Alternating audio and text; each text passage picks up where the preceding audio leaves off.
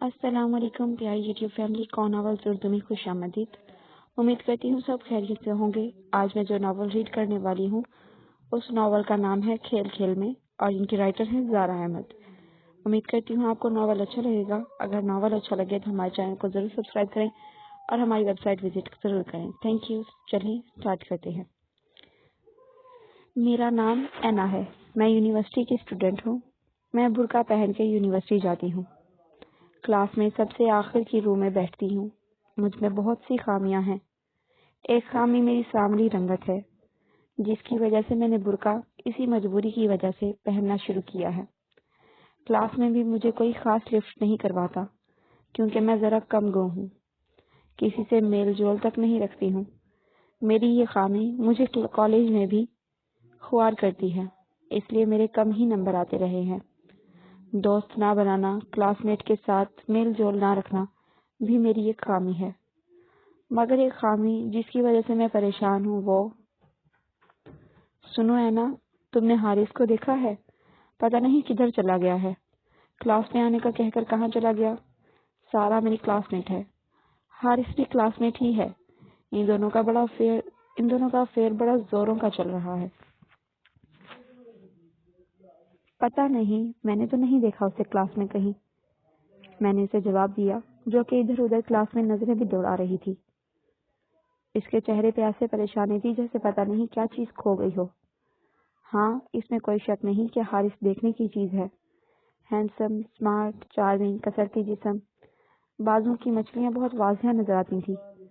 जब वह यूनिवर्सिटी में आता था तो कितनी लड़कियां उसे देख देख कर आहें भरती थी, लेकिन वो खुद आगाह था किसी लड़की को लिफ्ट नहीं कराता था। मगर सारा के साथ उसका अफेयर बहुत मशहूर हो रहा था, जो पूरी यूनिवर्सिटी में हसद की नजरों से ही देखा जा रहा था। कुछ लोगों के पास खूबसूरती भी वाफर मिकदार में होती है, जिसकी मिसालें हारिस और सारा थे। जलन मुझे भी काफी होती थी, मगर क्या किया जाए, जब चलाने के लिए कोई हुस्न का जादू ना हो तो। ना जुल्फ ना नागुन जैसी जुल्फें, कुछ भी तो नहीं है मेरे पास। मेरे पास तो छुपाने के लिए भी यही सांवली सलूनी सी रंगत है, जो आजकल के सुर्ख सफेद लोगों के बीच कहीं भी इसका खीरेदार नहीं मिलता। हाय रे ये इससे से कमतरी। क्लासेस खत्म हो चुकी थी। मैं सर शफकत के असाइनमेंट बनाने के लिए मुख्तलिफ किस्म की किताबों को खंगाल रही थी। लाइब्रेरी में इस तरह की सरगर्मियां मैं असाइनमेंट बनाने के दौरान ही सर अंजाम दिया करती थी। प्रोफेसर साहब भी हमारे खूब ही थे, जैसे चुन चुन के मुश्किल असाइनमेंट देते थे जो हल हो के भी ना दें। अभी भी मैं 3 मुख्तलिफ किस्म की किताबों में मुंह दिए कैलकुलेटर की मदद से इक्वेशन को हल कर रही थी कि अपने करीब मैंने कुर्सी खिसकने की आवाज सुनी। नजर उठाकर देखा तो फिर नजर दोबारा पलटना ही भूल गई। सारा जिस प्रेमी को पूरी यूनिवर्सिटी में ढूंढती फिर रही थी, वो तो यहाँ किताबों के जखीरे में पाए जा रहे हैं। क्या बात है, ऐसे क्या देख रही हो? उसने मुझे अपनी तरफ यूं बेधड़क देखते हुए कहा था। वो ऐसे ही, वो मैं तुम्हें सारा ढूंढ रही थी। मैंने अपनी शर्मिंदगी में छुपाते हुए बात बदलते हुए कहा। जानता हूँ, एक तो इस लड़की को और कोई काम नहीं है, जब देखो outing, chill, that's totally waste of time. मुझे समझ नहीं आता तुम लड़कियों के पास इतना फालतू टाइम कैसे होता है। हर वक्त ही आउटिंग, शॉपिंग, पार्टीज। वो भरा बैठा था, अपना दिल खोल के रख रहा था और मैं हैरानी से इसकी तरफ बस देखे ही जा रही थी। इसमें कोई शक नहीं था कि सारा के साथ वो बहुत ज्यादा दिखा जाता था, मगर उसके साथ एलर्जिक था, ये मैं पहली बार उसके मुंह से सुन के अंदाजा लगा रही थी। वो और भी बहुत कुछ कह रहा था, लेकिन मैं उसे सुन ही कब रही थी। मैं तो बस उसकी तरफ देख ही रही थी। जब जब वो बोलता था, उसके सुर्ख और भरे हुए होंठ, दांत मुझे अजीब हजानी कैफियत में ले आए थे। इसके हाव बाजों की शर्ट में निकलती मसल से भरपूर थी। मेरा दिल मेरे काबू से बाहर होने लगा था। मैंने बड़ी मुश्किलों से अपने जज्बात पे काबू रख के उसकी तरफ से नजरें हटाई थी। वो बैठा भी तो मेरे साथ वाली चेयर पर था।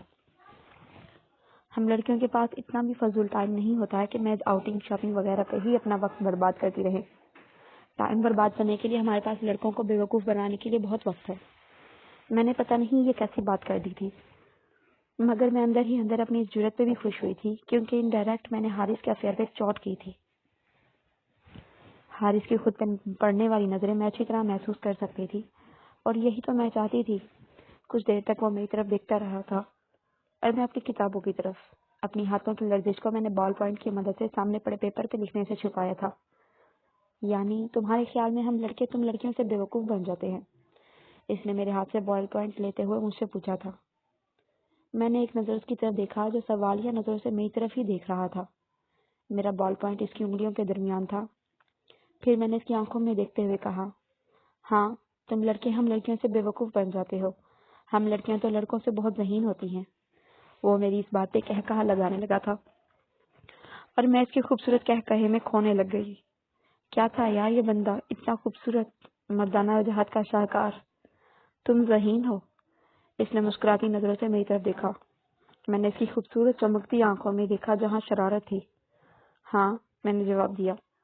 مجھ سے زیادہ؟ ہاں، تم سے زیادہ ذہین ہوں۔ میں نے بھی اسے چڑھانے کے لیے کہہ دیا تھا، حالانکہ ہماری کلاس میں سب سے زیادہ ذہین اور اسمارٹ حارث ہی تھا۔ فرسٹ سیمیسٹر میں سب سے زیادہ نمبر بھی اسی کے تھے۔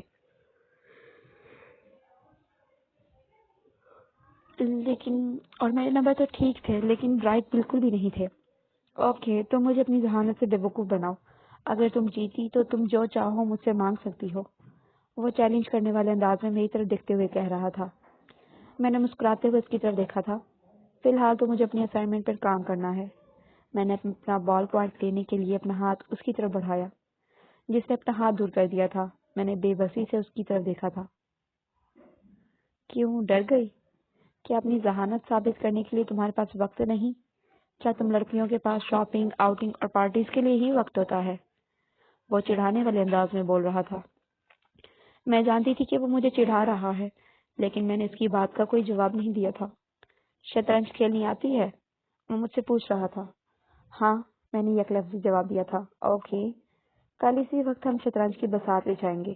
تمہارے پاس اپنی ذہانت ثابت کرنے اور مجھے بیوقوف ثابت کرنے کے لیے یہ اچھا موقع ثابت ہوگا۔ اس نے مجھے ایسے کھیل کی دعوت دی تھی جس کی الف بے بھی مجھے نہیں آتی تھی۔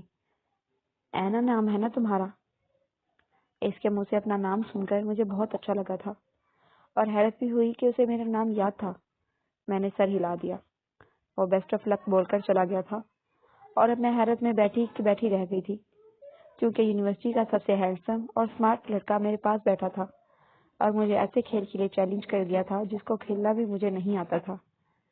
لیکن بادشاہ نہیں جانتا کہ ملکہ کے پاس بازی پلٹنے کے لیے مہرے اپنی مرضی کے ہوتے ہیں۔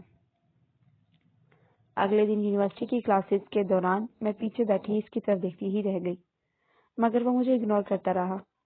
کلاسز کے بعد میں لائبریری کی طرف بڑھی، ارد گرد دیکھتے ہوئے کہ شاید وہ نظر آ جائے، لیکن وہ کہیں نہیں تھا۔ میں نے شیلف سے کتاب لی اور چیئر گھسیٹ کر بیٹھ گئی۔ دھیان میرا پھر اسی کی طرف تھا کہ ایک دم سے کرسی کھسکنے کی آواز آئی اور میں نے کتاب سے نظریں ہٹا کے دیکھا تو وہ اپنی خوبصورت مسکراہٹ میری طرف اچھالتا کرسی پہ بیٹھ گیا۔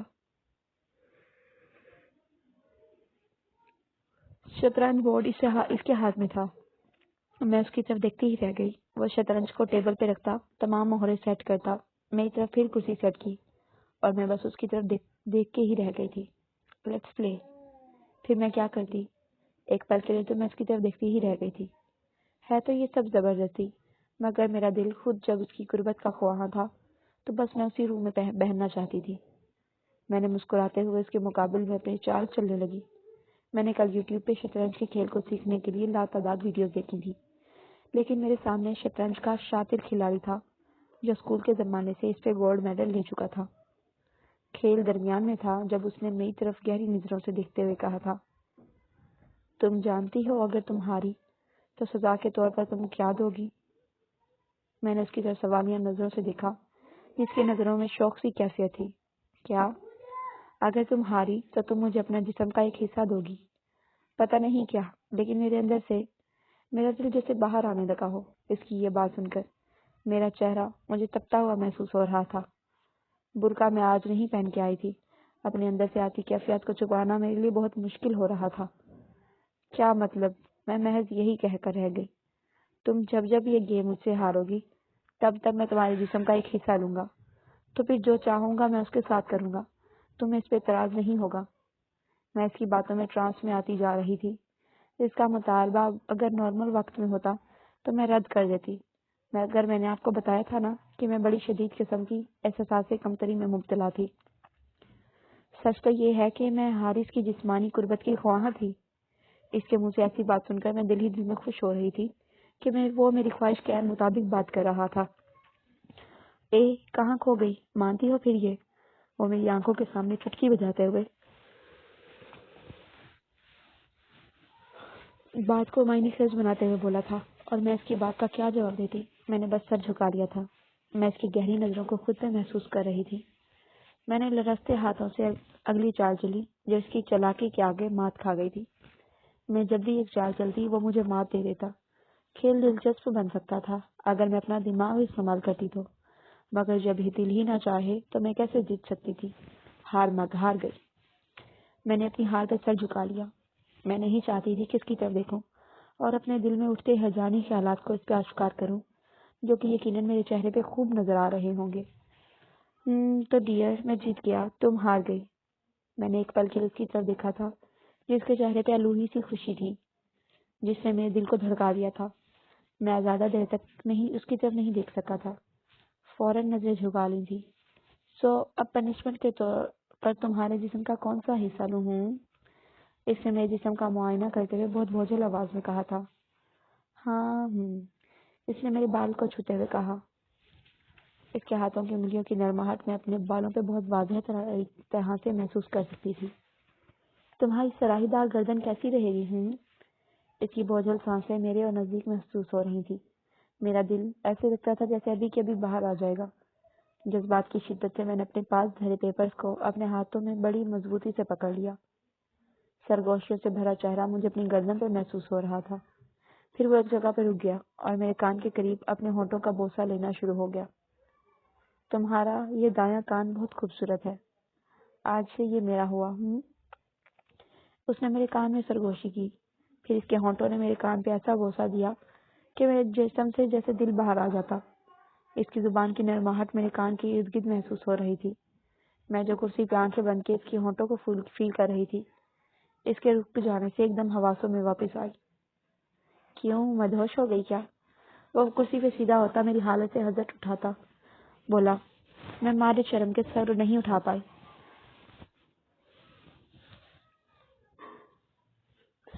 تمہارے جسم پہ ایک حصہ ایسا ہے جو تمہارا نہیں ہے، وہ آج سے میرا ہے۔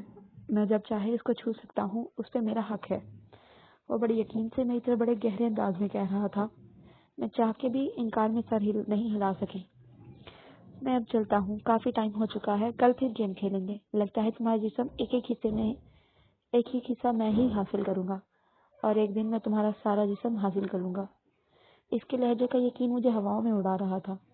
وہ اپنا شطرنج بورڈ اٹھا کے چلا بھی گیا، اور میں تو ویسے جیسے ہواؤں میں اڑی جا رہی تھی۔ اس کے ہونٹوں اور زبان کی نرماہٹ مجھے ابھی تک محسوس ہو رہی تھی۔ جسم کا وہ حصہ بہت جل رہا تھا۔ میں ارد گرد سے بے خبر زیر لب مسکرا رہی تھی۔ میں ارد گرد سے اتنا بیگانہ تھی کہ ہوش مجھے تب آیا جب میں اپنے ہاتھوں میں بھیجے کاغذوں کی طرف میرا دھیان گیا۔ یہ میرے وہ اسائنمنٹ کے نوٹس تھے جو میں نے بڑی مشکلوں سے کتابوں سے اتارے تھے۔ وہ میری بے بسی اور شدت جذبات میں چرمرا سے گئے تھے۔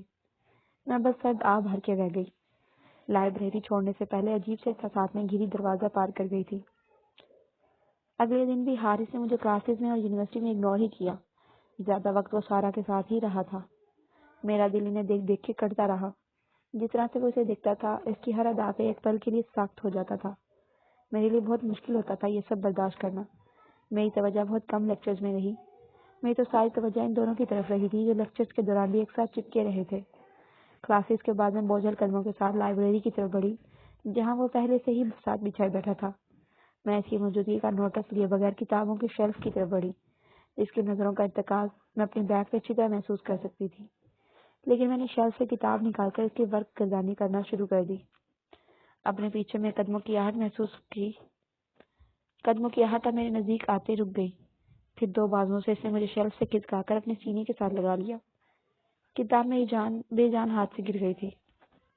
پھر اس نے اپنے ایک ہاتھ سے میرے کانوں کے گرد سے بال ہٹا کے مسلسل بوسوں کی بارش شروع کر دی، کبھی اپنے ہونٹوں سے، کبھی اپنی زبان سے۔ اس کی گرفت اس قدر سخت تھی کہ میرا سینہ اس کے مضبوط بازوں میں جیسے جکڑا ہوا تھا۔ میرا دل دھڑ دھڑ کر کے دھڑکتا جیسے میں جسم سے باہر آنا چاہتا ہو۔ کیا کرتے ہو؟ چھوڑو، کوئی دیکھ لے گا۔ اس کی زبان کی شدت رکنے کا نام ہی نہیں لے رہی تھی۔ کہ میں نے اسے نہ چاہتے ہوئے بھی روکنا چاہا تھا۔ اس نے بڑی تیزی سے مجھے سیدھا کیا اور میری کمر کے گرد اپنے مضبوط بازوں کا حصار باندھ دیا۔ میں نے اس کی آنکھوں کے خمار میں جھانکا جہاں سوائے میرے اور کوئی عکس نظر نہیں آ رہا تھا، لیکن پھر یونیورسٹی میں جو یہ سارا کے ساتھ کرتا تھا وہ کیا تھا؟ میں اس تضاد سے شدید قسم کے مخمصے میں تھی جس کو زبان میں نہیں لا پا رہی تھی۔ وہ اپنے چہرے کو پھر میرے چہرے اور میرے کان کی لوؤں کی طرف کرتا اپنے ہونٹوں کے مہر ثبت کرنا شروع ہو گیا تھا۔ پھر میں نے بھی اس کے سینے پہ سر رکھ کے اس کے مضبوط شانے پہ سر ٹکا چکی تھی۔ میں نے اس کے شدت جذبات کو روکنا نہیں چاہتی تھی۔ بوسوں کی پتہ نہیں کتنی بارش کرنے کے بعد اس نے میرے چہرے کو اپنے ہاتھوں میں تھاما اور میری آنکھوں میں دیکھتا ہوا بولا، جانتی ہو نا، ہمارے درمیان ایک کھیل جاری ہے جس کا اگلا راؤنڈ رہتا ہے۔ اس کھیل کا نتیجہ بھی تمہیں پتا ہے کہ کیا ہو سکتا ہے؟ ہاں جانتی ہوں، اگر میں جیتی اس بار تو تم کو سزا میں دوں گی۔ میں نے چیلنج دیتی مسکراہٹ کے ساتھ اسے وارن کیا، جس سے وہ میری طرف مسکرا کے رہ گیا، ایسے جیسے کوئی بچہ کسی بڑے کو چیلنج کرتا ہو۔ کیا سزا دو گی؟ وہ میرے گرد اپنا گھیرا تنگ کرتا ہوا میری آنکھوں میں دیکھتا ہوا مجھ سے پوچھ رہا تھا، اور میں اس کی سخت ہوتی گرفتوں میں بڑی جان لیوا مسکراہٹ سے اپنا چہرہ اسے چہرے کے قریب کر کے اس کے کان میں بولی تھی۔ میری اس سزا سے اس کا خوبصورت چہرہ ایک دم سے سرخ ہو گیا تھا۔ پاکستانی مرد کے لیے سب سے بری چیز کیا ہوتی ہے جس سے وہ خود کو بڑا پراؤڈ فیل کرتا ہے؟ وہ اس کی غیرت ہوتی ہے۔ اگر اس کی غیرت پہ چوٹ آئے تو وہ بلبلا اٹھتا ہے۔ میں جانتی تھی حارث کی کمزوری کیا ہے۔ میں جان بوجھ کے چوٹ اسے وہاں پہنچائی تھی کہ وہ بڑے خمار آلود انداز سے مجھے چوم رہا تھا۔ میرا مطالبہ سن کر ایک جھٹکے سے اس نے مجھے لب کیا اور میں دل ہی دل میں اس کی حالت سے محفوظ ہو رہی تھی۔ تم جانتی بھی ہو کہ تم کیا کہہ رہی ہو؟ ہاں، اگر تم سزا کے طور پر میرا جسم مانگ سکتے ہو تو جب میں گیم جیت جاؤں گی تو بطور سزا تمہیں مجھے اپنانا ہوگا۔ کیا یہ فاؤل نہیں جب کہ تم خود سزا میرے لیے مقرر کرتے ہو بغیر کسی ٹرم اینڈ کنڈیشن کے کو میرے لیے لاگو کیے، اور میں نے جب سزا مقرر کی تو تم پہلو ہی کر رہے ہو۔ It's amazing quite contract you know about.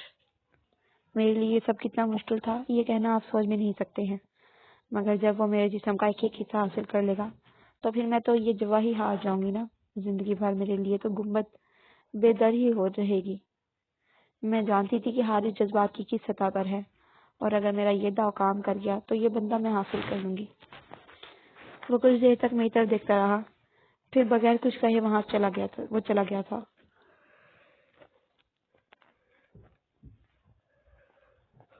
اور میں زمین کی پہ گری کتاب اٹھا کر لائبریرین کی طرف بڑھ گئی تھی۔ آنے والے دنوں میں میکینیکل اور انجینئرنگ کی مشکل ہوتی پڑھائی میں ہم دونوں کی ہی ٹف روٹین سے وہ کھیل نہیں کھیل سکے۔ اس سیمسٹر کے ایگزام دینے کے بعد میں یونیورسٹی کے باہر کھڑی کنونس کے لیے کھڑی تھی کہ ایک گاڑی میرے پاس آ کر رکی۔ گاڑی کے بلیک شیشے آہستہ سے نیچے ہوئے۔ میں گاڑی میں موجود شخصیت کو دیکھ کر سانس بھر کے رہ گئی۔ ہمیشہ کی طرح وہ اپنی مردانہ وجاہت اور دلکش مسکراہٹ کے ساتھ بلیک گلاسز لگائے مجھے لفٹ کا اشارہ کر رہا تھا۔ میں نے نو لفٹ والا سائن ظاہر کرتے ہوئے پاس آتے رکشے کی طرف بڑھ گئی تھی۔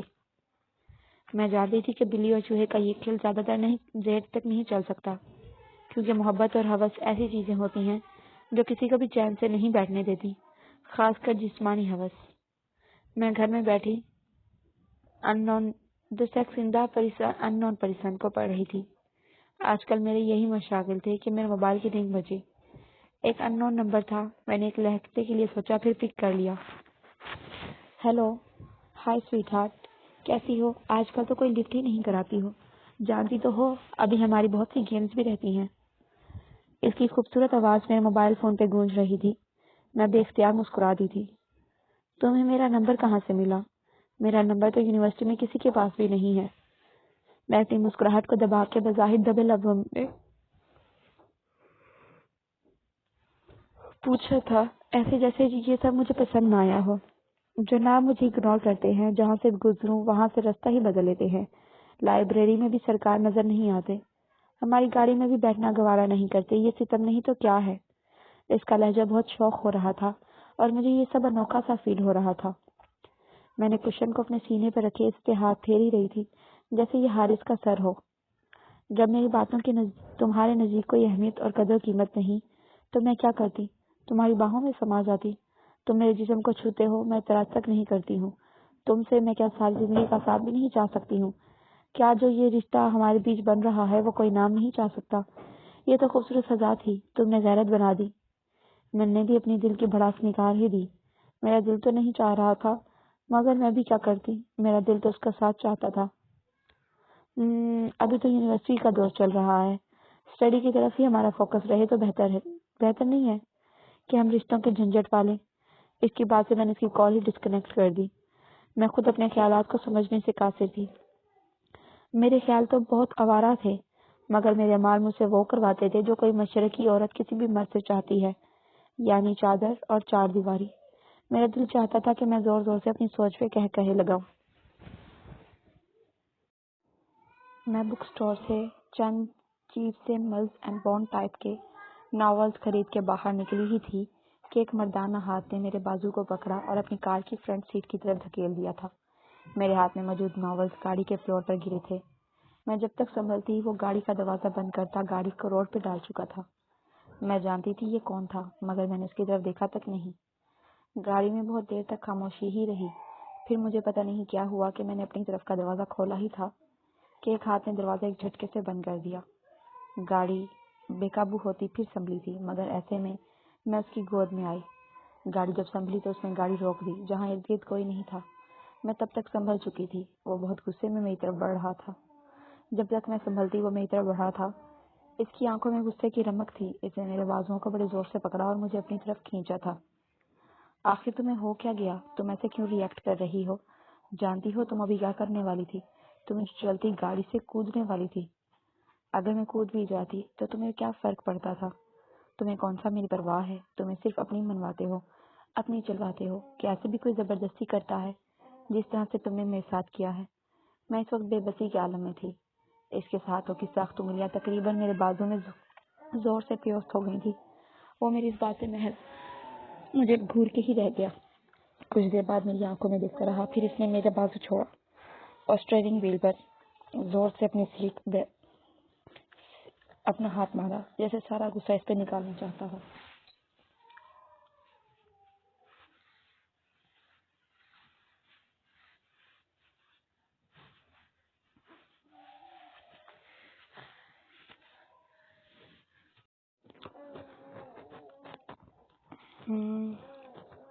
اگر میں کود بھی جاتی تو تمہیں کیا فرق پڑتا تھا؟ تمہیں کون سا میری پرواہ ہے؟ تم صرف اپنی منواتے ہو، اپنی چلواتے ہو کہ ایسے بھی کوئی زبردستی کرتا ہے جس طرح سے تم نے میرے ساتھ کیا ہے۔ میں اس وقت بے بسی کے عالم میں تھی۔ اس کے ہاتھوں کی سخت انگلیاں تقریباً میرے بازو میں زور سے پیوست ہو گئیں۔ وہ میری اس بات سے محض مجھے گھور کے ہی رہ گیا۔ کچھ دیر وہ میری آنکھوں میں دیکھتا رہا، پھر اس نے میرا بازو چھوڑ دیا اور اسٹیئرنگ وہیل پہ زور سے اپنا ہاتھ مارا، جیسے سارا غصہ اس پہ نکالنا چاہتا ہو۔ میں اپنی سیٹ پہ بیٹھی اس کو دیکھ کر ہی رہ گئی تھی۔ اوکے، مجھے تمہاری سزا قبول ہے۔ اگر میں گیم ہارا تو تمہیں اپنے نکاح میں قبول کر لوں گا، لیکن اگر تم مجھ سے ہاری تو میں تمہارے جسم کے ہر اس حصے کو اپنا کروں گا، جو چاہے کروں گا، تم اس پہ کوئی اعتراض نہیں کرو گی۔ تمہارے جسم کا ہر وہ حصہ صرف میرا ہوگا، اس کو چھونے کا اختیار میرے پاس ہوگا۔ تم مجھے پھر وہ سب کرنے دو گی جس کی میری خواہش ہوگی، تم کوئی رد عمل نہیں دو گی۔ میں نے بہت غور سے اس کی طرف دیکھا تھا، جس کا اس قدر دلکش چہرہ پتہ نہیں شدید غصے کو ضبط کرنے سے سرخ ہوا تھا یا اس تصور سے سرخ ہوا تھا جو وہ مجھے سے اپنی سفارشات منوانا چاہ رہا تھا۔ اور مجھے بھلا کیا اعتراض ہونا تھا؟ میں تو خوش تھی اس کی قربت سے، اس کی شدتوں کو محسوس کرنا چاہتی تھی، جبکہ اب تو وہ میری بات بھی مان رہا تھا۔ اگر وہ مکمل طور پر میرا ہو جاتا تو اس سے بڑھ کر زندگی میں اور کیا چاہ سکتی تھی؟ دل کی خوشی میرے لبوں پہ آ گئی تھی۔ میں اس کی طرف مسکراتی نظروں کے ساتھ دیکھتی سر ہلا گئی تھی۔ اس کے سرخ ہونٹوں پہ بڑی خوبصورت مسکراہٹ آئی جس سے میرا دل ڈولنے لگا تھا۔ ان خوبصورت ہونٹوں سے تو مجھے یہ چھوتا تھا۔ وہ میری نظروں کا پیام پڑتا میرے نزدیک آیا اور میرے کانوں کے پیچھے سے بال ہٹاتا، مجھے اپنی شدتوں کا یقین دلاتا، اپنے ساتھ لگاتا، اپنے مضبوط جسم کی گرمی میرے موجود کو مہکاتا رہا۔ میں نے اپنے دونوں ہاتھوں کو اس کے سینے پہ تھوڑا زور لگایا۔ اس کی بوزل سانسیں میرے گالوں کو تپا گئی تھی۔ میری مزاحمت کے بعد وہ اپنی سیٹ پہ بیٹھ گیا۔ مجھ سے مزید کنٹرول نہیں ہو رہا ہے یار۔ تم جانتی ہو میرے اندر اس وقت کس قدر آگ لگی ہوئی ہے، اس کا اندازہ تم نہیں کر سکتی۔ اس کا لہجہ بہت خمار آلود ہو رہا تھا۔ میرے خیال میں اب چلتے ہیں کیونکہ گھر والے پریشان ہو رہے ہوں گے۔ میں نے اس کی بات کو کوئی رد عمل نہیں دیا تھا، وہ محض میری طرف دیکھ کر ہی رہ گیا۔ اس نے گاڑی سٹارٹ کی اور ریورس کر کے دوبارہ انہی راستوں پہ گاڑی ڈال دی جہاں سے ہم چلے تھے۔ جب گھر کا راستہ قریب آنا شروع ہو گیا تو اس نے مجھ سے کہا، نہ اب یونیورسٹی اوپن ہے، نہ ہی میں تم سے کہیں اور مل سکتا ہوں، تو ہم پھر گیم کہاں پہ کھیلیں گے؟ مجھے تمہیں ہرانا ہے، میں بن گیا ہوں، پابند ہو گیا ہوں، تم جانتی بھی نہیں ہو کہ میں کس کرب میں مبتلا ہوں۔ میرے اندر تمہیں چھونے کی، تمہیں پانے کی تمنا بڑھتی جا رہی ہے، لیکن تمہارا یہ نظر انداز کرنے والا رویہ مجھے کس طرح کے اضطراب میں مبتلا کرتا ہے تم جان بھی نہیں سکتی۔ تم مجھے ٹائم اور جگہ بتاؤ جہاں ہم یہ گیم کھیلیں۔ میں نے بہت غور سے اس کے چہرے کی طرف دیکھا۔ یہ وہ چہرہ تھا جو یونیورسٹی کی ہر لڑکی کے دل کی تمنا تھی۔ یہ بندہ پوری یونیورسٹی میں مشہور تھا اپنی اسمارٹ لک سے، ڈیشنگ پرسنالٹی سے، اور جو اپنے کسرتی جسم سے ہر لڑکی کو یہ اپنا دیوانہ بنا چکا تھا۔ وہ اب میری قربت چاہتا تھا، جو کہ ایک عام سی لڑکی تھی۔ یونیورسٹی کو اتنی خوبصورت لڑکیوں کو چھوڑ کے یہ میرے پیچھے تھا۔ مجھے بڑی حیرت ہو رہی تھی۔ اس کے دل کی کیفیت اس کے چہرے پہ تھی، اور مجھے اپنی خوش قسمتی بھی ناز ہو رہا تھا۔ میں نے اسے جگہ اور ٹائم کا بتا کر گاڑی سے اترا۔ گھر کی طرف جاتے ہوئے میں اس کی کیفیات کے بارے میں بھی سوچتی رہی تھی۔ مجھے خود پہ بھی بڑی حیرت ہوتی تھی، کہاں میں احساس کمتری کی ماری اور کہاں ایک لڑکے کے ساتھ اس اتنے اعتماد سے عاشقانہ حرکتیں کر رہی تھی، اور اب یہ گیم بیچ میں آ گئی تھی۔ پچھلے کچھ سارے دنوں کی کارگزاری میرے دماغ میں گھومنا شروع ہو گئی۔ میں جو ہمیشہ پردے کا خاص خیال رکھتی تھی، وہ برقع میری وارڈروب میں پڑا میرا منہ چڑھا رہا تھا۔ کیا مجھے حارث کی قربت کی اتنی چاہ تھی کہ میں اپنا جسم تک داؤ پہ لگانے کے لیے تیار ہو گئی ہوں، وہ بھی ایک احکمانہ کھیل کے پیچھے؟ یعنی اس کے اس سے قدر یقین تھا کہ میں گیم ہار جاؤں گی تو وہ میرے جسم پہ اپنا حق جمانا شروع کر دے گا، اور مجھے کوئی اعتراض بھی نہیں ہونا چاہیے۔ میرا دماغ مجھے سوالوں کے بھام میں ڈال رہا تھا، اور میرا دل تو اس کی قربت حاصل کرنے کے لیے مچل رہا تھا۔ یہ ایک ویران سی سڑک تھی جہاں پہ اس کی گاڑی میں ہم دونوں تھے۔ گاڑی میں اس کا شطرنج کا بورڈ تھا، جو کہ ہمارے بیچ میں یعنی سیٹ پہ پڑا تھا۔ میں نے شطرنج میں اتنا کمال حاصل کر ہی لیا تھا کہ اب میں اس کو کافی ٹف ٹائم دے رہی تھی، لیکن ہار پھر بھی میری ہی ہوئی تھی۔ وہ فاتحانہ مسکراہٹ سے میری طرف جانچتی نظروں سے میرے جسم کا معائنہ کر رہا تھا۔ پھر اس نے اپنا ہاتھ میرے سر پہ رکھا اور ہاتھ کو تھوڑا سا اوپر اٹھا کر انگلی سے چرکاتا ہوا میرے ماتھے، میری ناک، میرے ہونٹوں کو چھوتا میری گردن تک آیا تھا۔ میں نے اس کی خمار آلودہ آنکھوں میں دیکھتی اپنی شکست کا تاوان ادا کرنے کے لیے تیار بیٹھی تھی۔ اس نے اپنی انگلیوں کو میری گردن کو نوک کیا تھا، پھر اس نے کھینچ کر اپنی گود میں بٹھا لیا اور میری گردن پہ اپنے ہونٹوں کی لاتعداد بوسے دینا شروع ہو گیا تھا۔ میں عالم میں مدہوشی میں اپنی سزا اور اپنے جسم کا ایک حصہ اپنے محبوب کے حوالے کر کے سرشار تھی۔ پھر یہ کسی سین تو جیسے معمول بننا شروع ہو گئے تھے۔ تھرڈ سیمیسٹر آتے آتے ہوئے بھی وہ میرے جسم کا آدھا حصہ فتح کر چکا تھا۔ اس کے ہونٹوں سے ادا ہونے والے بوسے اور زبان میری گردن، میری گال، میرے کان، میرے بال، میرے ہاتھ تک آتے تھے۔ مجھے پہلے تو شرم سی محسوس ہوتی تھی، پھر آہستہ آہستہ میں بھی یہ سب جوابی رد عمل دیتی تھی۔ مجھے نہیں پتا کیوں، لیکن یہ کھیل مجھے مزہ دیتا تھا۔ میں جان کے ہار جاتی، کوشش ہی نہ کرتی، اور وہ پھر مجھے جس طرح سے چھوتا تھا، جہاں جہاں اپنی زبان اور ہونٹ ثبت کرتا تھا، وہ میرے لیے خماری ہی ہوتی۔ یہ سین ہمیشہ اس کی گاڑی میں ہی سر انجام دیے جاتے۔ تھرڈ سیمیسٹر سٹارٹ ہوا تو ایک حیران اور خوش کن خبر میری منتظر تھی۔ وہ سارا کی کسی اور یونیورسٹی میں مائیگریشن کی خبر تھی۔ میں نے حارث کے چہرے پہ رد عمل تلاشا تھا، مگر اس کے ذکر پہ اس کے چہرے پہ سرد سے تاثرات دیکھ کے میں نے پھر اس کا ذکر بھی نہیں کیا تھا۔ اڑتی اڑتی خبر تو یہ بھی ملی تھی کہ وہ کسی اور کو اپنا بوائے فرینڈ بنا چکی تھی، جو کہ اسی یونیورسٹی میں تھا جہاں پہ سارا نے مائیگریشن کروائی تھی۔ خیر جو بھی تھا، بلا ٹلی تھی، ورنہ حارث کے ساتھ اس کی قربتیں مجھے ہمیشہ جلن کا احساس دلاتی تھی۔ یونیورسٹی میں تو خیر اب میں واقعی برقع نہیں پہنتی تھی۔ میری سامنے رنگت حارث کی محبت کے اجاز سے نکھرنا شروع ہو گئی تھی۔ پھر ایک دل دہلا دینے والا واقعہ جس نے پوری یونیورسٹی کو ہلا دیا تھا، وہ سارا کی موت کی گمشدگی کا واقعہ تھا، اور اس کو بے دردی سے قتل کیا گیا تھا، جس کو اتنی صفاقی کے ساتھ مارا گیا تھا کہ اس کی شکل تک ناقابل شناخت ہو گئی تھی۔ اس کا خوبصورت چہرہ کسی نے مسخ کر دیا تھا۔ رات کو پتہ نہیں کون سا وقت تھا کہ میرے موبائل پہ رنگ ہوئی۔ ان نون نمبر دیکھ کر میں نے کچھ دیر تک رنگ ہونے دیا، پھر یس کر دیا۔ کیسی ہو؟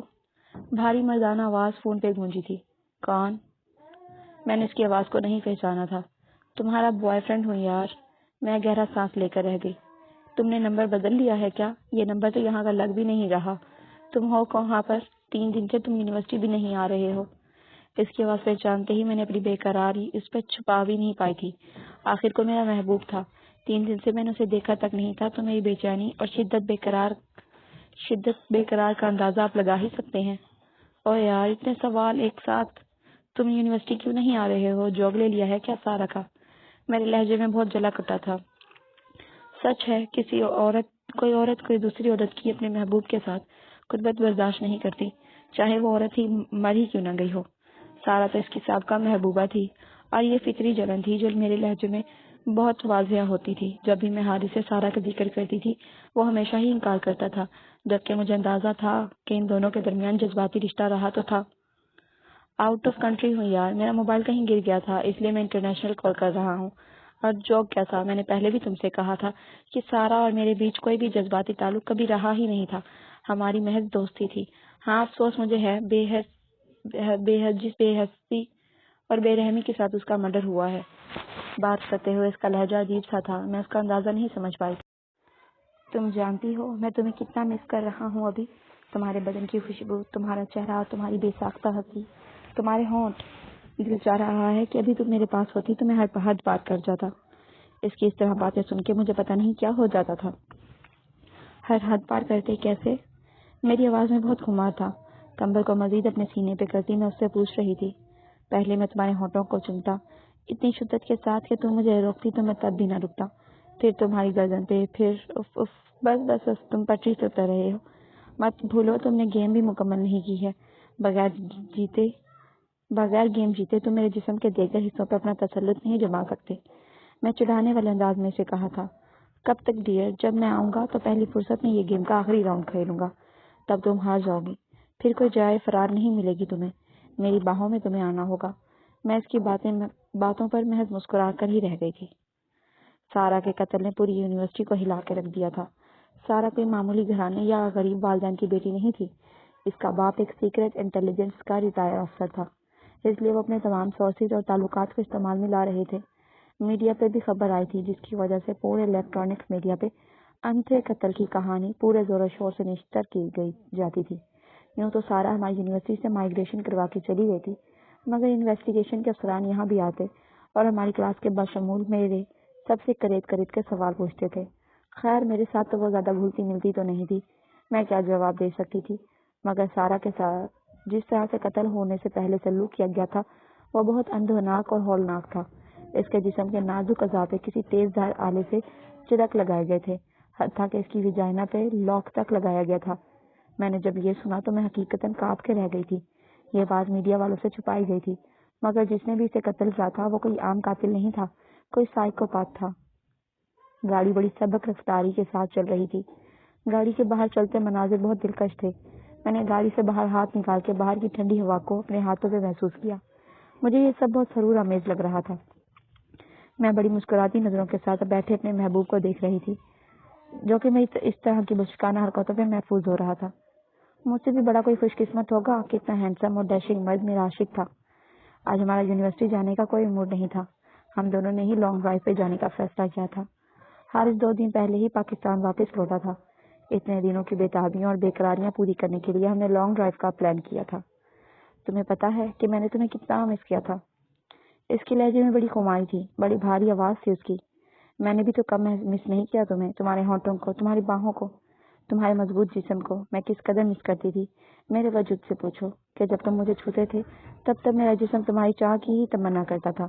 تمہاری باہوں کا ہلکا اور مضبوط حساس مجھے کیسا محسوس کرواتا ہے تم کیا جانو۔ میں بڑی بے قرار سے اور بڑے جذب کے ساتھ اسے اپنے جذبات سے آگاہ کر رہی تھی۔ کیسا محسوس ہوتا تھا جب میں تمہارے بدن کو چھوتا ہوں؟ اس کے لہجے میں شوخی تھی۔ میں نے بڑی مخبول نظروں سے اسے دیکھا تھا۔ گاڑی اب شہر کے حدود سے باہر نکل چکی تھی اور بڑے بڑے درخت سڑک کے ارد گرد ایستادہ تھے۔ یہ درخت عجیب سی پراسراریت لیے ہوئے تھے۔ میں نے باہر کی پراسرار خاموشی سے نظر ہٹا کر اندر حارث کی طرف دیکھا تھا، جو میری ہی طرف بڑی گہری نظروں سے دیکھ رہا تھا۔ تم اس بات کو نہیں سمجھ سکتے کہ جب عورت کسی مرد کی چاہ کرتی ہے تو وہ کیسا محسوس کرتی ہے۔ وہ مرد کی محبت کے لیے ہر حد سے گزر جاتی ہے۔ تم میری محبت میں کس حد تک گزر سکتی ہو؟ وہ بڑے عجیب سے لہجے میں مجھ سے پوچھ رہا تھا۔ تم مجھے کس آزمائش میں ڈالنا چاہتے ہو؟ میں نے اس کے چہرے پہ چھائی عجیب سی پراسراریت پہ سرسری نظر ڈال کر اس سے پوچھا تھا۔ تم نے کہا ہے نا کہ تم میری محبت میں ہر حد تک جا سکتی ہو۔ اگر تمہاری نظر میں یہ آزمائش کی شکل ہے تو ہاں، میں تمہیں آزمانا چاہتا ہوں، بولو منظور ہے؟ اس کی آنکھوں میں عجیب سی چمک تھی۔ میں اس کیفیت کو کوئی نام نہیں دے پائی تھی۔ میں نے اس کے آنکھوں کے تاثر کو ایک بار پھر نظر انداز کیا تھا اور اس کے بھاری لہجے اور مقبول لہجے پہ غور کیا تھا۔ تم مجھے کیسی آزمائش میں مبتلا کرنا چاہتے ہو؟ بڑی سادگی سے اس سے پوچھا تھا۔ میں تمہارے صبر کا امتحان لینا چاہتا ہوں۔ میں دیکھنا چاہتا ہوں کہ تم جو مجھ سے محبت کا دعویٰ کرتی ہو وہ کس قدر سچا ہے۔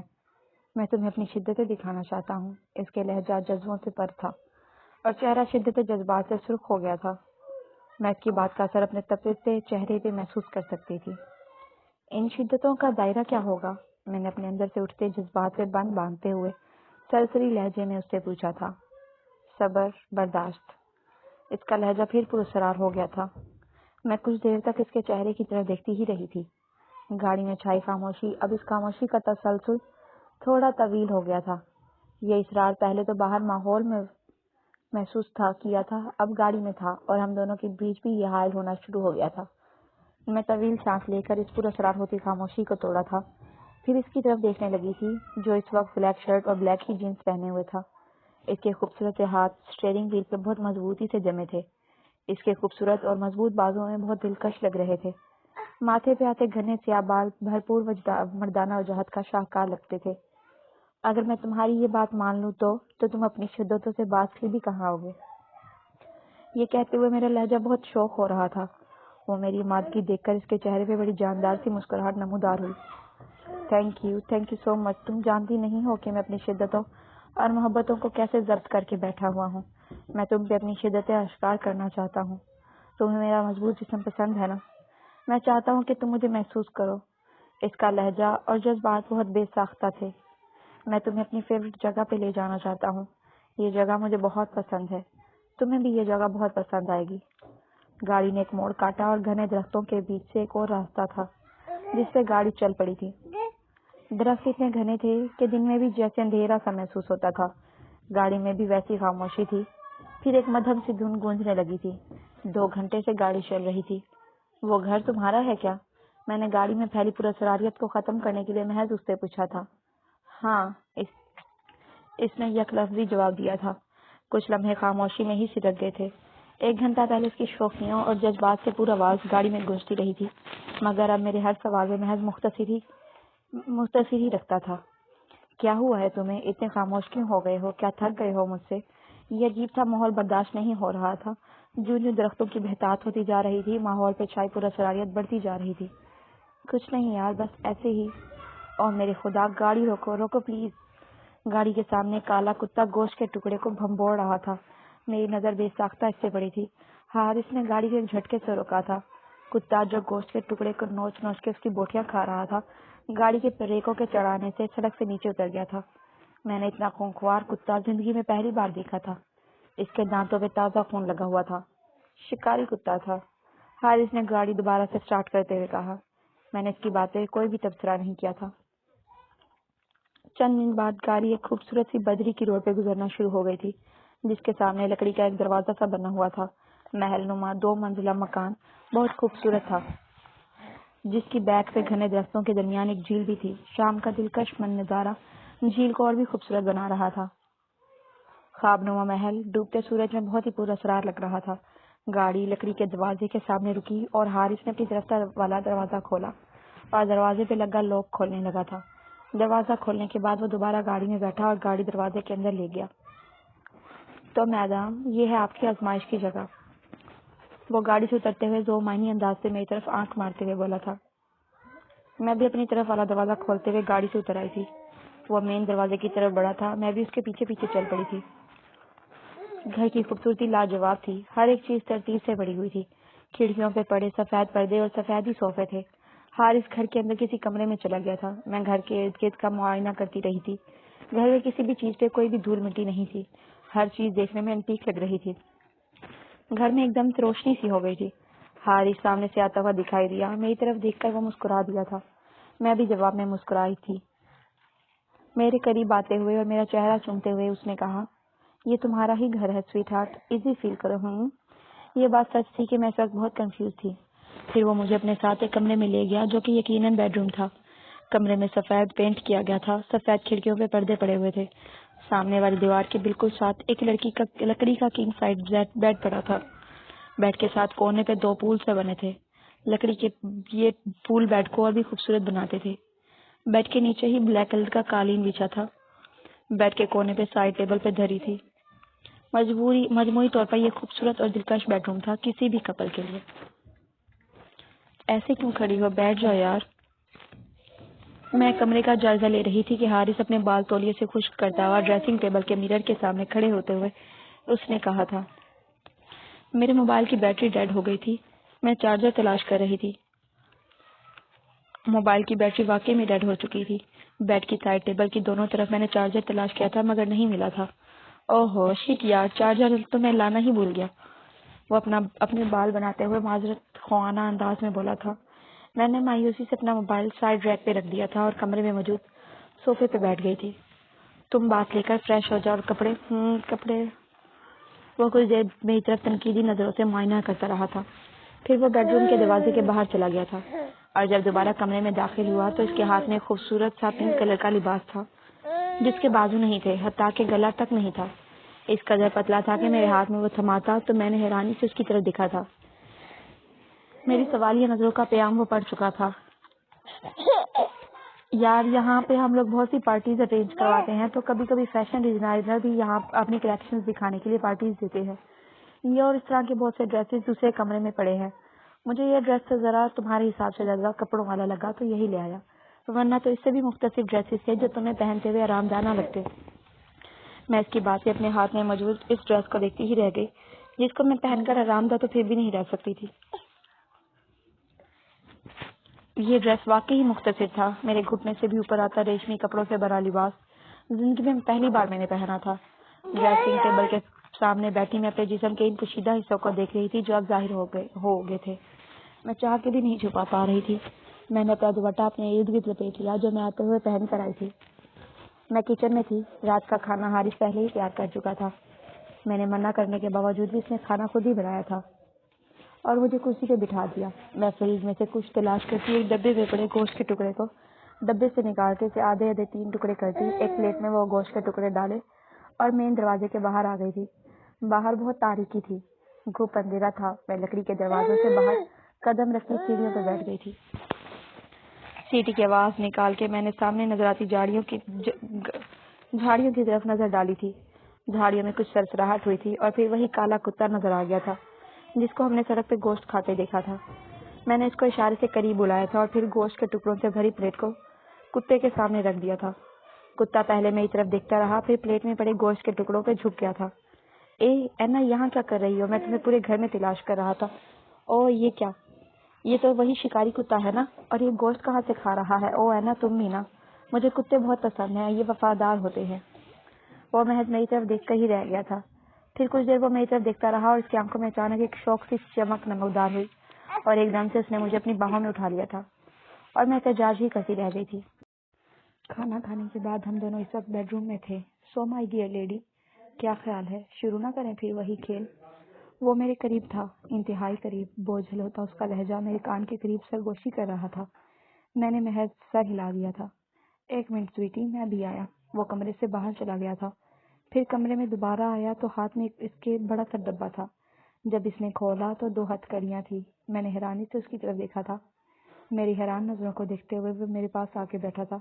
جو وجہ اس نے بتائی میں نے پہلے تو انکار کیا، پھر کچھ سوچ کے اس سے کہا، دیکھو یہ ہے تو ذرا آکورڈ، لیکن تم وعدہ کرو کہ جب بھی مجھے درد محسوس ہو ان سے تو تم مجھے کھول دو گے۔ میں نے حامی بھرنے والے مگر سوالیہ انداز سے اسے دیکھا تھا۔ اوکے، تمہیں اسے درد نہیں ہوگا۔ میں اس کی طرف محض دیکھ کر ہی رہ گئی تھی۔ پھر اس نے میرے گرد لپٹا ہوا دوپٹہ زور سے کھینچا اور میں شرم سی محسوس کرتی، اس کی نظروں کو اپنے گرد محسوس کرتی، اس کی مہکتی سانسیں اپنے نزدیک محسوس کرتی۔ پھر اس نے مجھے بیڈ پہ سیدھا لٹا دیا تھا، پھر میرے اوپر آ کے میرے ایک ہاتھ کو ہتھکڑی میں جکڑتا بیڈ کے ایک پلر کے ساتھ ہتھکڑی کو باندھ دیا، دوسرے ہاتھ کو بھی ایسے ہی کیا۔ میرے دونوں ہاتھ ہتھکڑیوں میں جکڑ چکے تھے۔ میں کسی قیدی کی طرح ان ہتھکڑیوں میں جکڑی ہوئی تھی۔ حارث میرے اوپر چڑھا ہوا تھا اور دونوں ہاتھوں کو میرے سر کے نیچے رکھے سرہانے پہ سیدھا میرے چہرے کی طرف دیکھ رہا تھا۔ تم جاننا چاہتی ہو نا کہ میں تم سے کتنی محبت کرتا ہوں؟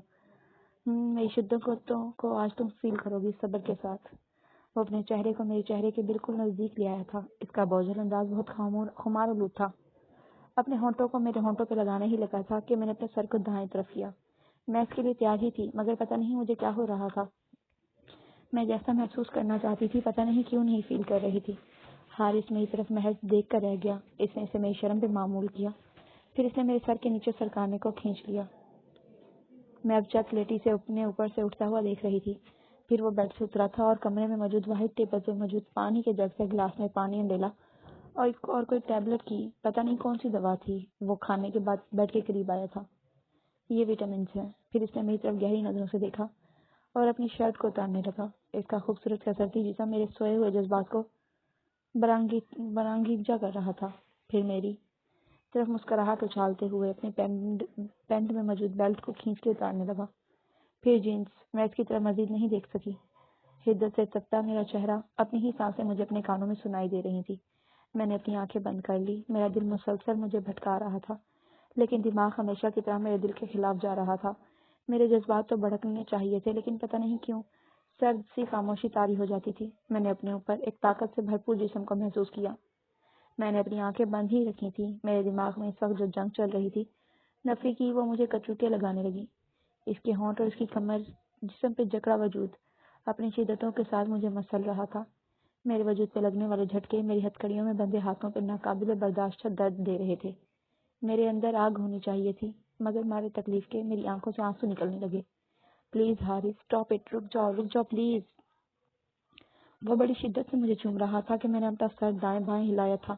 وہ رک کے میری طرف دیکھنے لگا۔ پلیز حارث، میں یہ نہیں کر سکتی، مجھ سے یہ درد برداشت نہیں ہو رہا، میری کلائیوں پہ بہت درد ہو رہا ہے، پلیز انہیں کھول دو۔ میں نے اپنی کلائیوں پہ ہوتی اذیت اور تکلیف سے اسے آگاہ کیا تھا۔ یار دیکھنا، تمہیں بہت مزہ آئے گا، یہ تکلیف تو تم بھول ہی جاؤ گی۔ جو مزہ میں تمہیں دینے لگا ہوں اس کے آگے یہ تکلیف تو کچھ نہیں ہوگی سویٹ ہارٹ۔ وہ میرے سینے پہ ہاتھ رکھتا میری بات کو ہمیشہ کی طرح نظر انداز کر دیا تھا۔ نہیں، جو کرنا ہے وہ ہتھ کڑیوں کو کھول کے بھی ہو سکتا ہے، پلیز حارث انہیں کھولو۔ وہ ایک بار پھر میری بات کو نظر انداز کر گیا تھا اور شدت سے میرے بدن کو بھنبوڑنے لگا۔ میں مارے تکلیف اور بے بسی سے چلا پڑی تھی۔ میں کہہ رہی ہوں ہتھ کڑیوں کو کھولو، تو یہ بات تمہیں سمجھ کیوں نہیں آ رہی؟ کھولو انہیں، میں نے حکمی انداز میں بڑے واضح لفظوں میں سے کہا تھا۔ وہ کچھ دیر میری طرف سرد سی نظروں سے دیکھتا رہا، لیکن جب وہ بولا تو نظروں کی طرح آواز بھی بہت سرد تھی۔ اب جو ہوگا اسی پوزیشن میں ہوگا اور میں ہتھ کڑیاں ریموو بالکل نہیں کروں گا۔ پھر اس نے مجھے کمر سے تھوڑا سا اوپر اٹھایا۔ اف، مارے تکلیف کے میری چیخیں نکل گئی تھی۔ یہ محبت کا پتہ نہیں کون سا رنگ تھا جو میں دیکھ رہی تھی۔ او اینا، تم بہت ہاٹ ہو۔ میں نے بے بسی سے اس کی طرف دیکھا جو میرے بالکل اوپر مجھ سے لپٹا ہوا تھا۔ پھر وہ تھوڑا سا کھڑا ہوا اور اسے اپنے ایک ہاتھ سے دائیں طرف ہاتھ رکھا اور اپنا سینہ مسلنا شروع ہو گیا تھا۔ میں پہلے حیرانی سے، جبکہ اس کے سرخ ہوتے چہرے پر نظر پڑی تو میں پریشان ہو گئی۔ حارث، کیا ہوا ہے؟ لیکن اس کے منہ سے کوئی آواز نہیں آئی تھی۔ پھر اس کا وجود جھٹکے کھانے لگ پڑا تھا اور میں شدید تشویش سے اس کو واضح دیتی رہی کہ وہ کسی بے جان لاش کی طرح مجھ پہ آ گرا تھا۔ میرے اندر خوف کی ایک سرد سی لہر اٹھی تھی۔ اپنے اوپر گرے حارث کے بھاری وجود کو میں آوازیں دیتی رہی، لیکن اس کا وجود ٹس سے مس نہ ہوا۔ میرا دل خوف سے اور اپنے بے بسی دھڑکتا مجھے ایسے فیل کروا رہا تھا جیسے میں کہیں پاتال میں ہوں۔ پھر پتہ نہیں کیسے میں نے اپنے وجود کو جھٹکے دینا شروع کر دیے تھے اور اپنے اوپر پڑے وجود کو گرانے کی کوشش کرنے لگی تھی، جو میرے پاؤں سے ہوتا ہوا میری ٹانگوں تک آ گیا تھا۔ میں نے اپنی ٹانگوں سے ایسے جھٹکے دینا شروع کر دیا جیسے کہ وہ کیڑا مکوڑا ہو۔ پھر اس کا وجود جھٹکے سے دھڑام سے نیچے گر گیا۔ میں نے اس کے گرتے وجود کو خوف زدہ نظروں سے دیکھا تھا۔ اس کا جسم فرش پہ بے جان پڑا تھا۔ حارث دیکھو، اگر یہ مذاق ہے تو بہت برا ہے، مجھے ہنس بھی نہیں آئی۔ اٹھو، اب تم اپنا سیکس گیم کھیل سکتے ہو، میں منع نہیں کروں گی۔ میں اسے آوازیں دے رہی تھی، مگر اس کے بے جان ہوتے وجود میں ذرا بھی جنبش نہیں ہوئی تھی۔ پھر میں نے بے یقین نظروں سے اس کے سر کے پاس سرخ نکلتے خون کو دیکھا۔ کیا یہ مر گیا تھا؟ میری ہی اپنی ہی آواز میں مجھے دروی لگتی تھی۔ میں اس ویران جگہ سے، اپنے گھر سے میلوں دور تھی، جہاں کوئی بندہ، کسی ذی روح کا نام و نشان نہیں تھا۔ میں زور زور سے مدد کے لیے پکارے جا رہی تھی، بڑی شدت کے ساتھ۔ کھڑکیوں کے پاس پڑے سفید پردے اور خاموش سی بھیانک تاریکی کمرے کو اور بھی ڈراؤنا بنا رہے تھے۔ میں چیخ چیخ کے تھک چکی تھی کہ دروازے کی طرف ہوتے ٹھک ٹھک سے میرے اندر کسی کے ہونے کی امید جاگی تھی۔ دروازہ ہولے سے چڑچڑایا تھا۔ میں بڑی شدت کے ساتھ پھر پکارا، شاید دروازے کی دوسری طرف کوئی موجود ہو تو میری آواز سن کے یہاں آ جائے۔ دروازہ آہستہ سے کھلا اور میں گہری اور سانس اور مایوسی سے بلیک ڈاگ کو دیکھ کے رہ گئی تھی۔ کتا میری طرف دیکھتا دروازے سے کمرے میں آیا۔ میں اس کی طرف بس دیکھ کے رہ گئی۔ وہ پھر باہر جانے لگا کہ وہ دروازے کے پاس سے مڑا اور اپنی ناک سے کچھ سونگھتا ہوا حارث کے سر سے نکلتے خون کو سونگھتا ہوا رکا تھا۔ کتا کیا کرنے لگا تھا؟ میری ریڑھ کی ہڈی میں سرد سی لہر دوڑ گئی تھی۔ Bad dog, don't do it.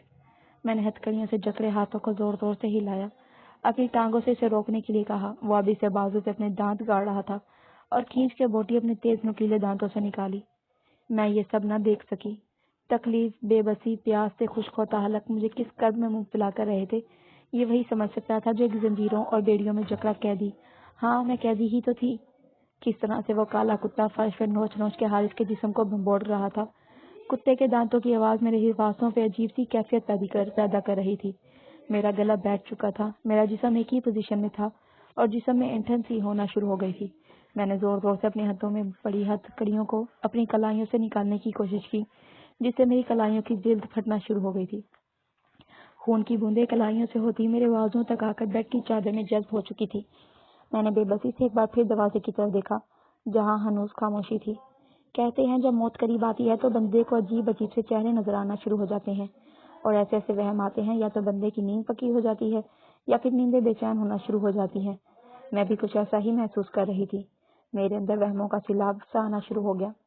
کبھی مجھے لگتا کہ سامنے کھڑکی پہ بڑے پردے کے پیچھے کوئی ہے، پھر میں اپنی آنکھیں چھپکتی، بار بار، کئی بار، مگر اس وہم کو دور کرنے کے لیے میں کچھ خوش کن سی بات دل میں لے آتی، اور خوش کن بات جو میں لاتی وہ حارث کی باہوں میں محسوس کی جانے والی گرمی تھی۔ پھر میں اپنے جسم کو دیکھنا شروع کر دیتی، اپنی ایک ٹانگ کو دوسری ٹانگ پہ زور سے مچلتی، اگلی بار میں اپنی آنکھیں بند کر دیتی۔ یہ تصورات بڑے خوش کن ہوتے ہیں اور سرور آمیز بھی۔ کھچڑ کھچڑ فرش پہ بیٹھا کتا مجھے حقیقت کی دنیا میں لا پٹکتا، میں پھر اسی اذیت میں مبتلا ہو جاتی۔ میں سامنے دیکھ رہی تھی، ہلتے پردوں کو سرسراتا پردہ ہوا اسے ہولے ہولے جھول رہے تھے۔ میں نے محسوس کیا کہ کتا جو بوٹیاں نوچ نوچ کے کھا رہا تھا، اب اس کتے کے بھونکنے کی آواز باہر سے بھی آ رہی تھی۔ رات کی تاریکی تھی، موت جیسی بے چھائی خاموشی، اور میں سامنے جھولتے پردوں میں ہوتے سرسراہٹ کو محسوس کر رہی تھی۔ پھر ایک ہیولا سے پردوں کے اندر سے نمودار ہوتا ہوا چند قدم کے فاصلے سے قریب آتا ہوا محسوس ہو رہا تھا۔ میں جو مایوسی کے عالم میں بیٹھی تھی، تھوڑا سا بیڈ کے ساتھ ایک لگا کے بیٹھی تھی، آنکھیں جھپکتی ایک بار کئی بار زور سے، لیکن میں چند قدم اور بڑھتا وہ کالے چوگے میں ملبوس ہیولا میرے بیڈ کے قریب آتا جا رہا تھا۔ جب جب وہ قدم اٹھاتا اس کا قد بڑھتا ہی جا رہا تھا۔ میں ٹکٹکی باندھے اس کی طرف دیکھ رہی تھی، جس کا چہرہ اندھیرے میں سیاہی مائل لگ رہا تھا۔ میں نے بے ساختہ اس کو پکارا تھا، پلیز میری مدد کرو، مجھے کھول دو۔ وہ میری بات کے جواب میں ہاتھ میں موجود ایک صندوق نما باکس کے ڈھکن کو کھولنے لگا، جس کا منہ کھلتے ہی میں نے ایک بالکل ہی کالے بالوں والی لڑکی کا چہرہ دیکھا، جس کا چہرہ اس قدر خوفناک تھا کہ میرے جسم پہ کپ کپی طاری ہو گئی۔ صندوق سے باہر اس کا ایک ہاتھ باہر آیا تھا، پھر دوسرا۔ وہ مسلسل میرے چہرے کی طرف گھورتی نظروں سے دیکھ رہی تھی، جس کی آنکھیں ایسے لگتی تھی جیسے اوپر آسمان کی طرف دیکھ رہی ہوں۔ پھر وہ پوری کی پوری صندوق سے باہر نکل آئی تھی۔ میں مسلسل اسی کی طرف دیکھ رہی تھی، جس کا نیچے والا ہونٹ کٹا ہوا تھا، ایسے جیسے کسی نے چھری سے کاٹ دیا ہو۔ اسے اندر کے دانت بھی جگہ جگہ سے ٹوٹے ہوئے نظر آ رہے تھے۔ وہ چلتی چلتی میری نزدیک آتی جا رہی تھی۔ میں نے دیکھا صندوق والا ہیولا اچانک سے کہیں ہوا میں تحلیل ہو گیا تھا۔ اس لڑکی کے بال درمیان سے آدھے اڑے ہوئے تھے، جیسے کسی نے تیزاب کے ذریعے سے اس کے سر پہ ذرا سا انڈیل دیا ہو۔ وہ میرے قریب آ کے بیٹھ گئی، پھر وہ عجیب طریقے سے مسکرانے لگی۔ میرے اندر جو خوف تھا پتہ نہیں کیسے آہستہ آہستہ زائل ہونا شروع ہو گیا تھا۔ اس کی ہنسی میں نہ جانے کیا تھا، اداسی، بے بسی، حزن، پتہ نہیں کیا، لیکن مجھے اس سے اب خوف محسوس نہیں ہو رہا تھا۔ پھر اس نے اپنا ہاتھ اٹھایا تھا، کانپتا ہوا ہاتھ، ہولے ہولے لرزتا ہوا میرے چہرے کے پاس آیا۔ میں نے اس کے ہاتھ کو غور سے دیکھا تھا۔ او میرے خدا! میرے منہ سے بے ساختہ نکلا، جس کی انگوٹھی والی انگلی ٹوٹی ہوئی تھی۔ میرے چہرے کے قریب آتا اس کا ہاتھ لرز رہا تھا۔ میں نے اپنی آنکھیں بند کر لی تھی۔ اس لڑکی کے چہرے پر جو تحریر رقم تھی وہ ناقابل بیان تھی۔ میں نے جب آنکھیں کھولی تو جو منظر میری آنکھوں کے سامنے تھا، مجھے اپنی آنکھوں پہ یقین نہیں آیا۔ میں بے یقینی سے دو ایسے جسموں کا ملاپ دیکھ رہی تھی جو بالکل بے حجاب تھے، جن کے جسم پہ کپڑے کا ٹکڑا تک نہ تھا۔ وہ دونوں باہوں میں باہیں ڈالے بوسو کنار کر رہے تھے۔ میں دونوں کو ہی جانتی تھی، ایک وہی ٹوٹے ہاتھ والی لڑکی تھی اور دوسرا ہاتھ حارث تھا، وہی حارث جس کی لاش اس وقت فرش پہ پڑی تھی۔ میں نے اپنی آنکھوں میں ایک بار پھر جھپکایا، مگر وہ دونوں خود فراموشی سے جذبات کے تلاطم میں بہے جا رہے تھے۔ پھر حارث نے اس لڑکی کی طرف اس کے ہونٹوں کے نچلے کنارے کو چومتے ہوئے کہا کہ ٹروتھ اور ڈیئر۔ حارث کی آواز بڑی بھاری اور لگاوٹ سے بھرپور تھی، لڑکی نے کھنکتے لہجے میں اس کی آنکھوں میں دیکھ کے کہا تھا، ٹروتھ۔ پردوں کی سرسراہٹ بڑے زور سے کمرے میں گونجی تھی۔ تم اور میں دونوں وہ سب کر رہے ہیں جو کوئی چاہ بھی سکتا ہے۔ ہمارے جسم ایک ہیں، مگر ہماری روح ہم سے کچھ اور بھی تقاضا کر رہی ہے۔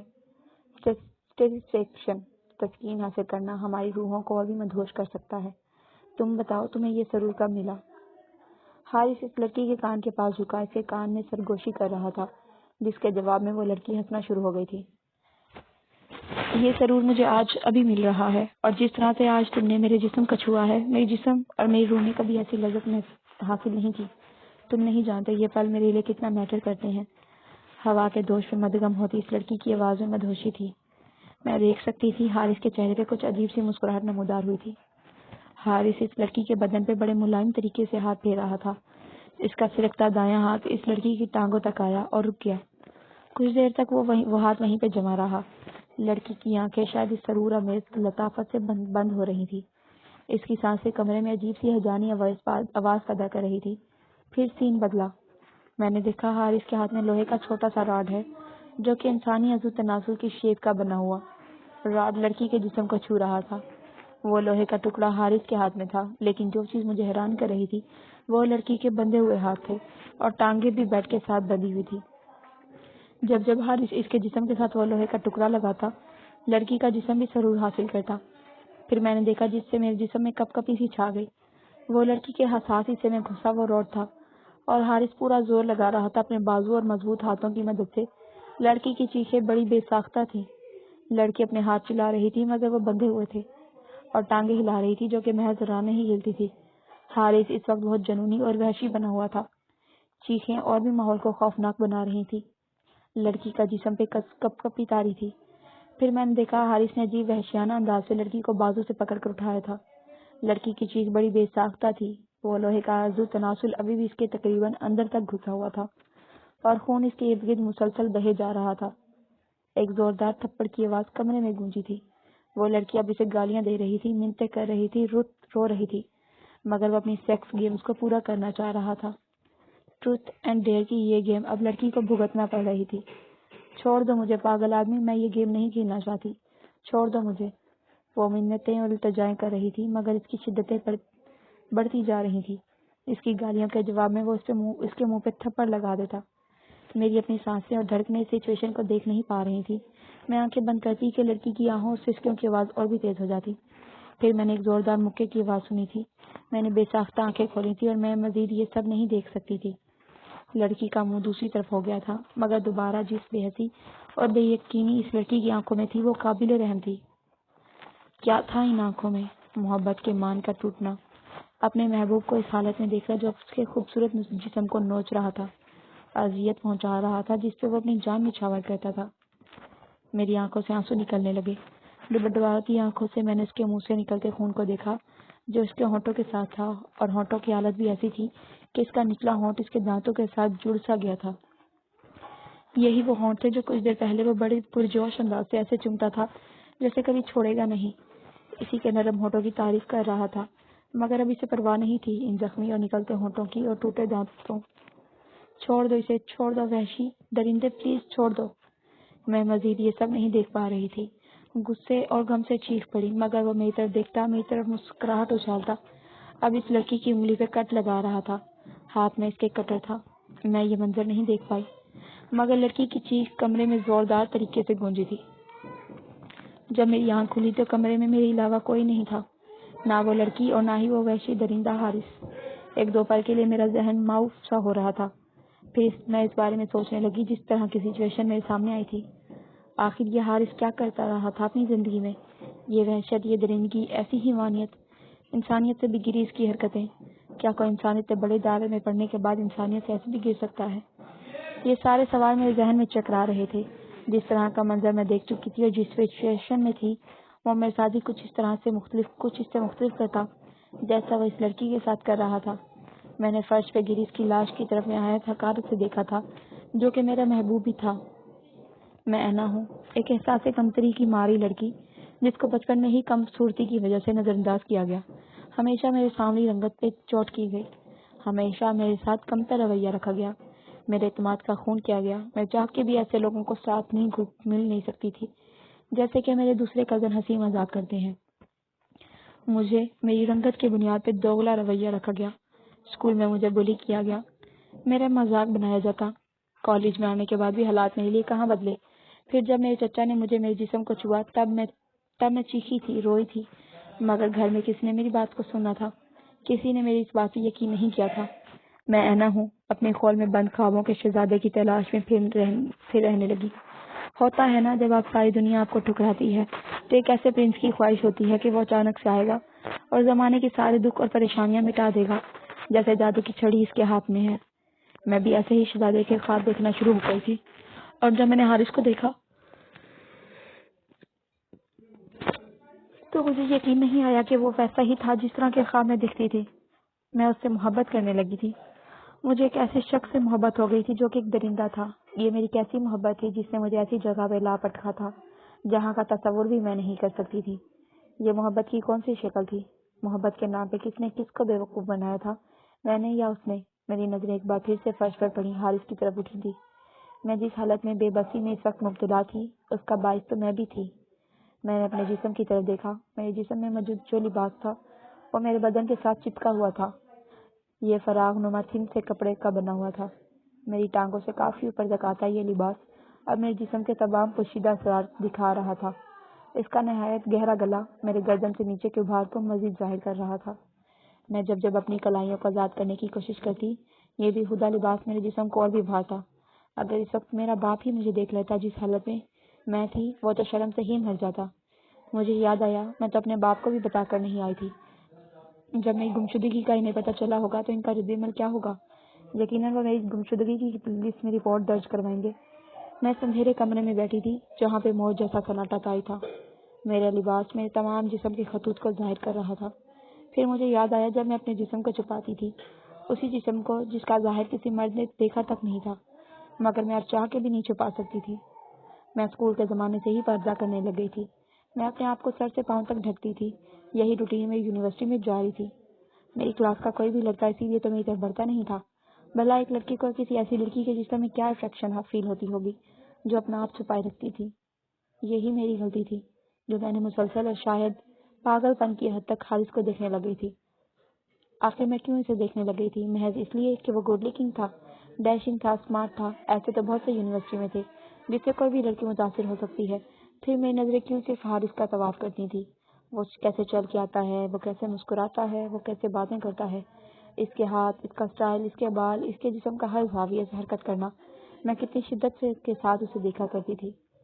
میری نظروں کا ارتکاز اس نے شاید دیکھ لیا تھا، اس لیے وہ میری طرف بڑھا تھا. حالانکہ میں برقع پہنتی تھی، مگر نظریں جب کسی پہ مسلسل فوکس کی جائے تو کوئی نوٹس کرے یہ بچپنا سی بات لگتی ہے. اس لیے وہ میری طرف کھینچا چلا آیا تھا اور میں حیران رہ گئی تھی کہ یہ معجزہ کیسے ہو گیا تھا. سارا کے ساتھ اس کا افیئر کو میں دیکھا کرتی تھی کہ وہ کیسے ہر دم اس کے ساتھ رہتا تھا. اور میری طرف بڑھنا یہ معجزہ ہی تھا. پھر وہ میری طرف دیکھنے لگا تھا. وہ مجھ سے ایسی جگہ ٹکراتا تھا جہاں کسی کے نہ دیکھ لیے جانے کا امکان نہ ہوتا. میں لائبریری جاتی، وہ پیچھے پیچھے کھینچا چلاتا. میں کلاس میں اکیلی بیٹھی نوٹس بنا رہی ہوتی، وہ ساتھ والی کرسی پہ کے بیٹھ جاتا اور میری سرگرمیوں کو دیکھتا رہتا. وہ منہ سے کچھ نہ بولتا، ہاں، مگر اس کی نظریں مجھے دیکھا کرتی. میں پردے میں ہوتی، مگر پھر بھی وہ یوں لگتا جیسے میرے جسم کے ہر زاویے سے دیکھ رہا ہے. جیسی دیوانگی پہلے میرے اندر تھی اس کے لیے وہی اب وہ کر رہا تھا تو میں کنفیوز ہو جاتی تھی. پھر وہ مجھ سے ٹکرانا شروع ہو گیا. میں اس کی طرح کی حرکتوں کو بجائے سرزنش کرنے کی مزید مسمرائز کرتی. یہی میری تو غلطی تھی. اگر میں اسے روک دیتی تو وہ کیا رکتا نہیں؟ لیکن میری آنکھوں کے گرد تو جیسے محبت کی پٹی بندھی ہوئی تھی. وہ مجھ سے بات کرنے لگ گیا تھا. وہ بہانے سے میرے پاس آتا تھا. جگہ وہ ایسی ڈیسائیڈ کرتا جہاں کسی کے دیکھ لیے جانے کا کوئی امکان بھی نہیں ہوتا تھا. وہ پہلے ہی میرے بیگ میں کوئی پرچی رکھ دیتا جس کا مجھے پتہ بھی نہیں چلتا تھا، اور وہ جب میں گھر جا کے بیگ کھولتی تو ملنے کی جگہ کا لکھا ہوتا تھا. یہ چھپن چھپائی کا کھیل بہت مجھے اچھا لگتا تھا. میں اب اس سے بات کرنے لگ گئی تھی. بہت آہستہ آہستہ میں اس کی عادی ہوتی جا رہی تھی. ہر لڑکی کی طرح میری بھی خواہش تھی کہ کوئی مجھے سراہے، کوئی میری تعریف کرے، اور اگر وہ تعریف تو کرے جس سے آپ کو محبت ہو تو یہ محبت دو اچھا ہو جاتی ہے. والہانہ ارتکاز مجھے کتنا اچھا لگ رہا تھا. میں خود میں سمٹ سی گئی تھی. وہ میرے چہرے کے میری معصومیت کو سراہ رہا تھا اور میں اس کی تعریفوں کے شرم سے سر تک نہیں اٹھا پا رہی تھی. میں چاہتی تھی کہ وہ محبت سے مجھے حاصل کرے، مجھ سے اظہار محبت کرے، مگر وہ مجھے دیکھتا ضرور تھا، مگر ایسی باتیں زیادہ تر شوق سی ہوتی تھی۔ وہ میرے جسم کی تعریف کرتا تھا مگر اظہار نہیں کرتا تھا۔ یہ تشنگی تھی جو مجھے اس کے ساتھ کھل کے کچھ کہنے کو باز رکھتی تھی۔ پھر ایک دن وہ شطرنج کی بساط بچھانے میرا منتظر تھا۔ جب میں نے اس کی شرط سنی تو میرے جسم میں عجیب سا نشہ اترنا شروع ہو گیا تھا۔ اس کھیل کی میں الف بے تک نہیں جانتی تھی۔ جب اس نے مجھے چھوا تو میرا جسم ایک پل کے لیے ساکت ہوا تھا۔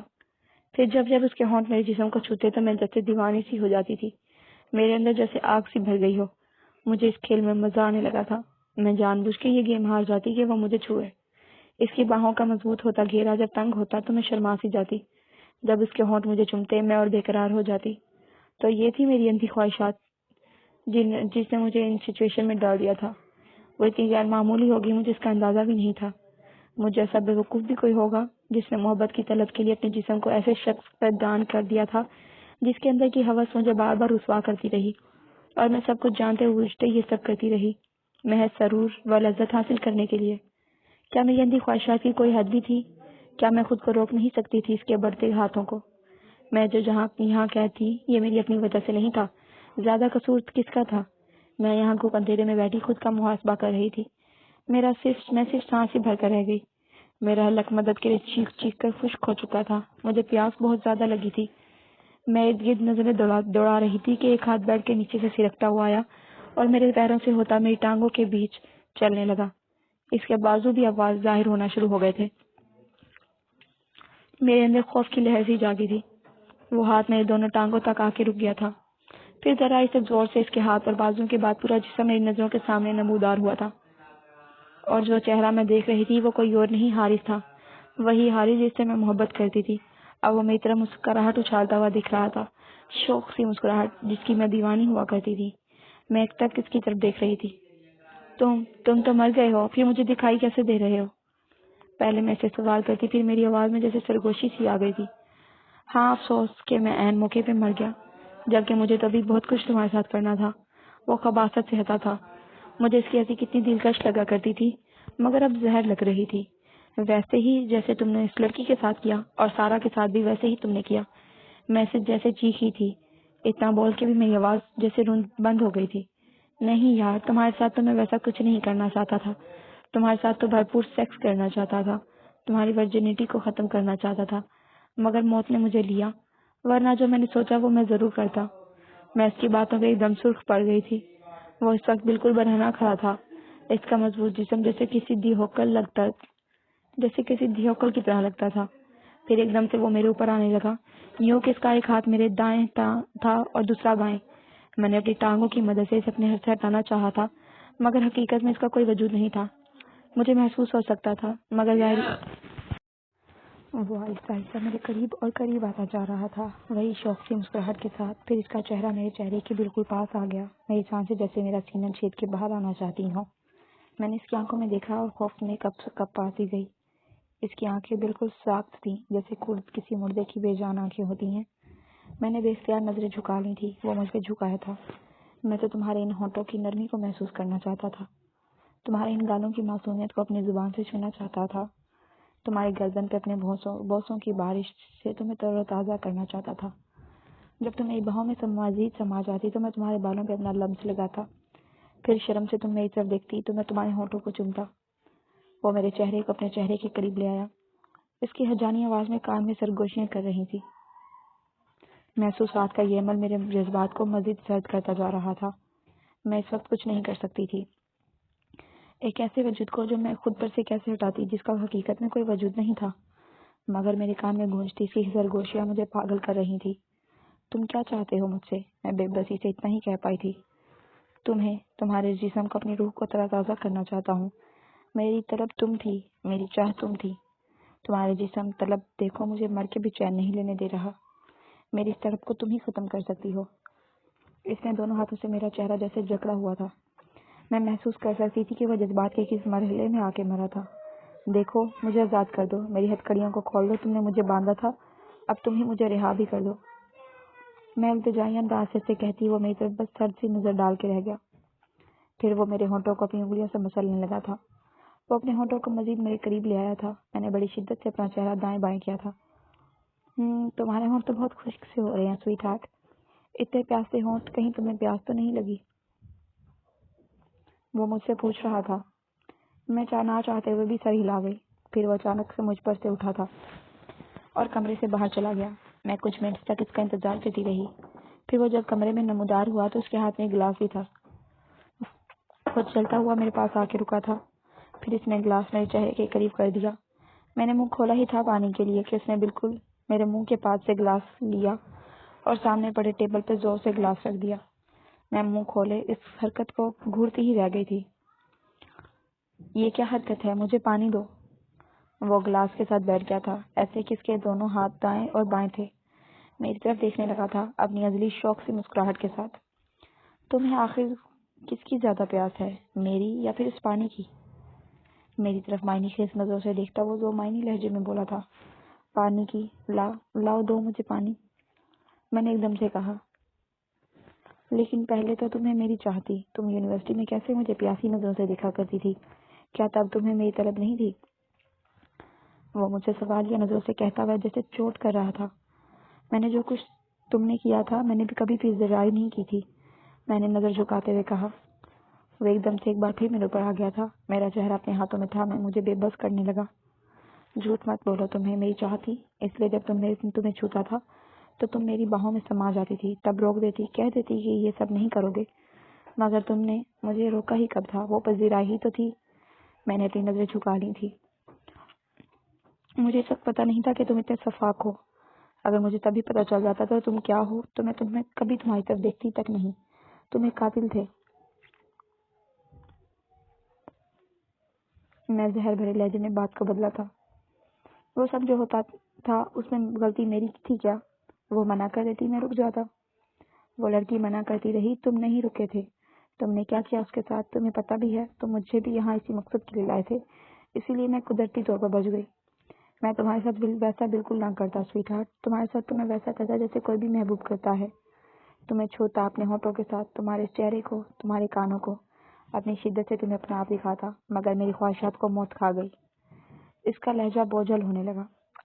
یہ بوجھل سانسیں میرے اندر جس طرح کی نفرت پیدا کر رہے تھے، میں اپنے غصے کو کنٹرول نہیں کر پا رہی تھی. اس کی بے جان آنکھوں میں دیکھ رہی تھی جس میں موت صاف نظر آ رہی. یہ بوجھل سانسیں میرے اندر جس طرح کی نفرت پیدا کر رہے تھے، میں اپنے غصے کو کنٹرول نہیں کر پا رہی تھی.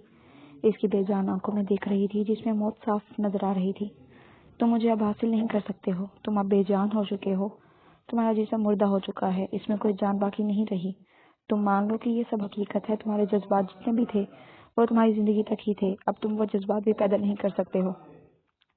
میں نے واضح لفظوں میں اس کی طرف دیکھتی کہہ رہی تھی جو اب میری گردن پہ جھکا ہوا تھا. مگر ایسا کر بھی لے تو مجھے کیا ہو جانا تھا؟ وہ ایک بے جان شخص تھا. میں جانتا ہوں یہ بات کہ میں تمہیں جسمانی طور پر چھو نہیں سکتا، لیکن یہ بات ہے کہ تمہیں میرے جذبے محسوس میں کروا کے رہوں گا. تمہارا وہ گریز جس کو ختم کرنے کے لیے میں تمہاری طرف بڑھا تھا، تمہاری وہ شرم جس پہ تمہاری معصومیت قائم ہے، میں ضرور ختم کر کے ہی رہوں گا.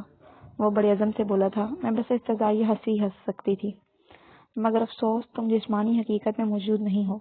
میرا جسم موجود نہیں. جب تک تم ہو اس دنیا میں تب تک میں رہوں گا. اور میرا تم سے وعدہ ہے نا کہ میں تمہیں اپنی شدتیں ضرور محسوس کرواؤں گا، چاہے کچھ بھی ہو جائے. وہ ایک بار پھر میرے چہرے کو اپنے ہاتھوں میں جکڑ رہا تھا. میں بیڈ کی بیک کی طرف اس کے ساتھ ٹیک لگا چکی تھی.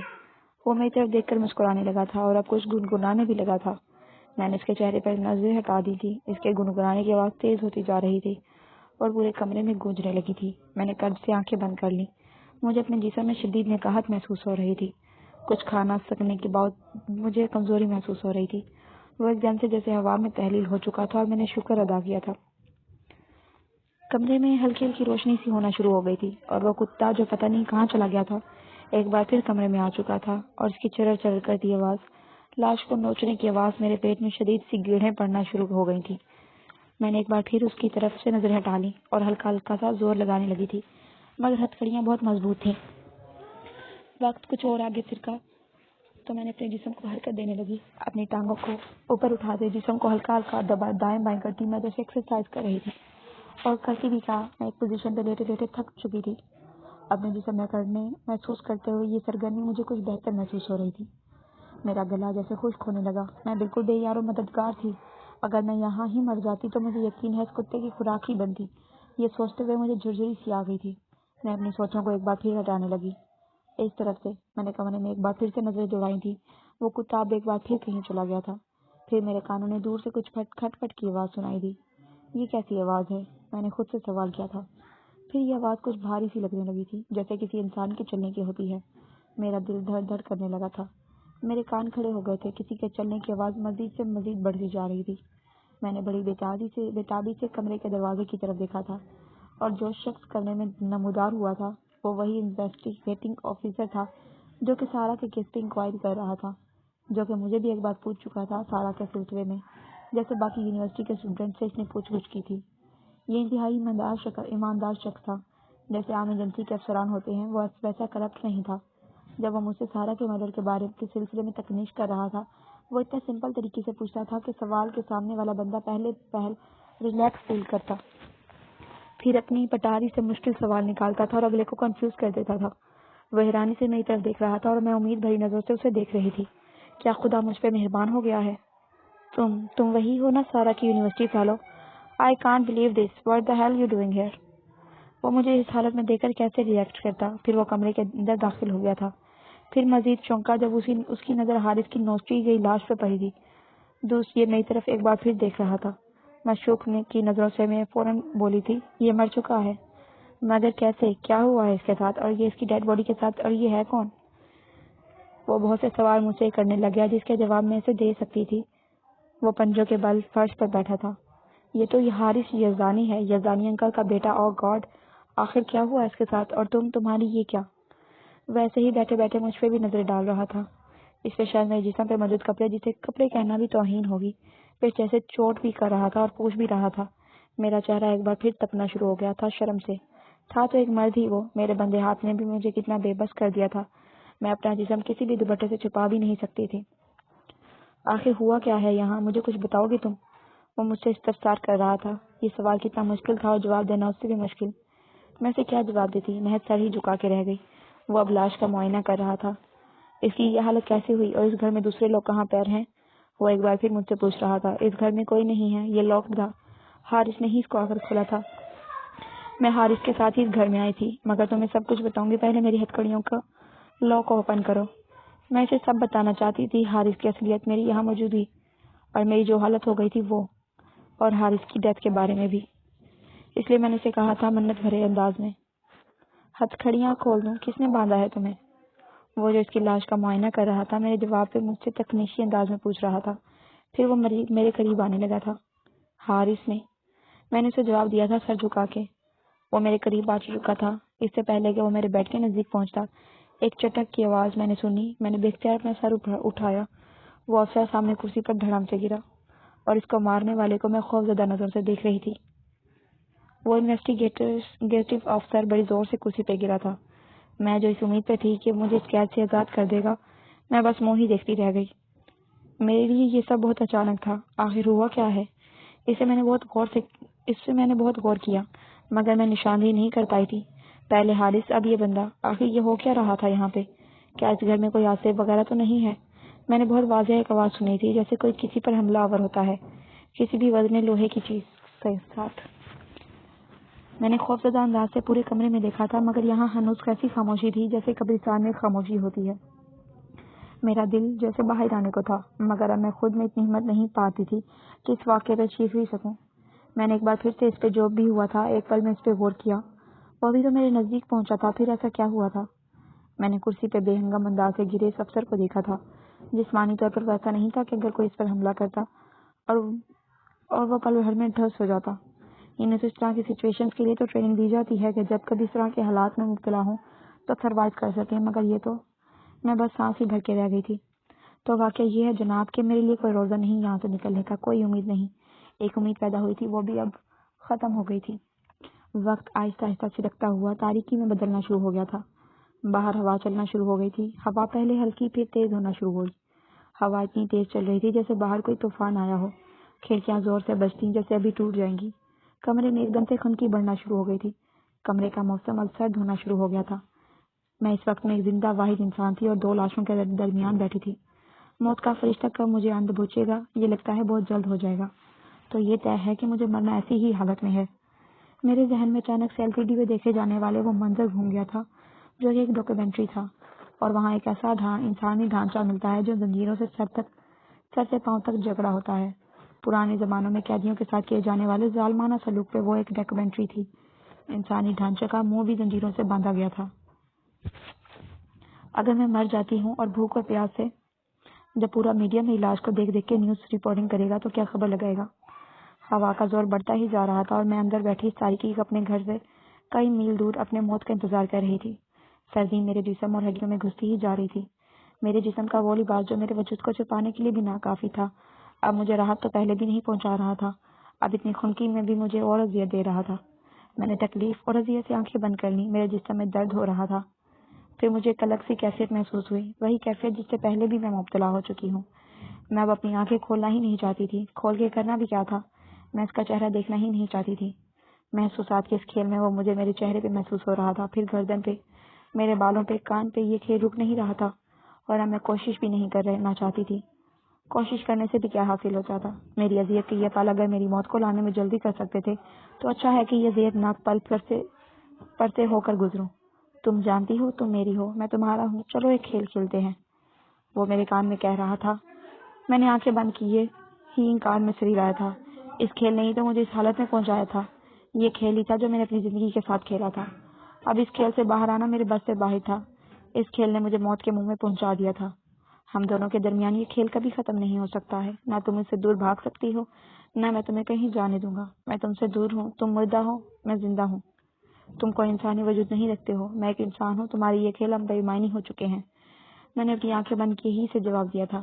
باہر طوفان تھا کہ تھمنے کا نام تک نہیں لے رہا تھا۔ لگتا تھا یہ طوفان سب کچھ تہس نہس کر کے ہی چھوڑے گا۔ اس گھر کے دوسرے کمرے کی کھڑکیاں شاید کھلی تھی، ان کے شیشے بڑی زور سے ٹوٹے تھے۔ تمہیں پتہ ہے میری زندگی میں ایک شدید خواہش تمہارے متعلق تھی۔ میں تمہارے جسم کو بہت شدت کے ساتھ محسوس کرنا چاہتا تھا۔ میں نے اس گریز کو دیکھا تھا جو تمہیں تھا۔ جب میں تمہیں چھوتا تھا تم خود میں سما جاتی تھی۔ تمہارا یہ پوشیدہ اسرار اس سے آگاہ ہونا چاہتا تھا۔ کوئی ایسی لڑکی نہیں تھی جس طرح سے تم رد عمل دیتی تھی۔ شرماتا ہوا، گھبراتا ہوا سا تمہارا یہ جسم میرے لیے ایک چیلنج بن گیا تھا۔ اگر میری زندگی وفا کرتی تو دیکھتی میری شدت کو، میرے پیار کو۔ میرے کان میں سرگوشیاں بڑھتی جا رہی تھی۔ میں نے بہت کوشش کی ان سرگوشیوں سے پیچھے چھڑانے کو، مگر یہ ہنوز جاری ہی تھی۔ مسلسل ہیجان امیز تھی، لیکن یہ صرف محسوسات تھے۔ جیسے وہ موجود ہے، میرے جسم کے ساتھ لپٹا ہوا، مجھے اپنی اہمیت کا احساس دلاتا۔ کانوں میں شدت سے ہوتی یہ سرگوشیاں اب شدید ہوتی جا رہی تھی کہ میں نے اپنی آنکھیں کھول دیں اور حارث کا چہرہ خباثت سے مسکراتا مجھے ہی دیکھ رہا تھا۔ ہاں، میں اس سے پیچھا نہیں چھڑا سکتی تھی۔ اس زندگی میں تو نہیں، یہ مر چکا تھا، مگر ایک پرچھائی کی طرح میرے ساتھ تھا۔ یہ مجھے دکھائی دیتا تھا اور مجھے محسوس بھی ہوتا تھا، ایسے جیسے ہوا میں بشور۔ ہاں جانتا ہوں، کاش میرا جسم اس قابل ہوتا تو میں تمہیں بتاتا کہ جذبات کی شدتیں کیا ہوتی ہیں۔ ادھوری رہ جانے والی خواہشات اور ارمان اگر نہ پورے ہوں تو بندہ مر کے بھی کیسے بھٹکتا رہ جاتا ہے۔ میں تنزیہ انداز میں ہنسی تھی۔ تمہارے جسم کو تو اس کتے نے نوچ ڈالا۔ تمہارے خوبصورت جسم جس پہ ہزاروں لڑکیاں فدا تھی، ایک کتے نے واقعی کسی قابل نہیں چھوڑا۔ وہ میری اس بات سے ٹپ اٹھا تھا۔ مت بھولو تم بھی اسی جسم کی پجاری تھی۔ ہاں افسوس، میں نے افسوس بھرے لہجے میں کہا، مگر وہ میرے پاس سے اٹھ گیا تھا۔ اس کا منہ جیسے میں نے غارت کر دیا تھا۔ پھر وہ کمرے میں گھومنا شروع ہو گیا تھا۔ پھر میں نے اسے ایک دم سے کمرے سے باہر نکلتے ہوئے دیکھا تھا۔ جب وہ دوبارہ کمرے میں آیا تو اس کے ہاتھ میں شطرنج کا وہی بورڈ تھا جو یونیورسٹی میں اٹھا کے لایا تھا۔ وہ گہری نظروں سے مجھے دیکھ رہا تھا۔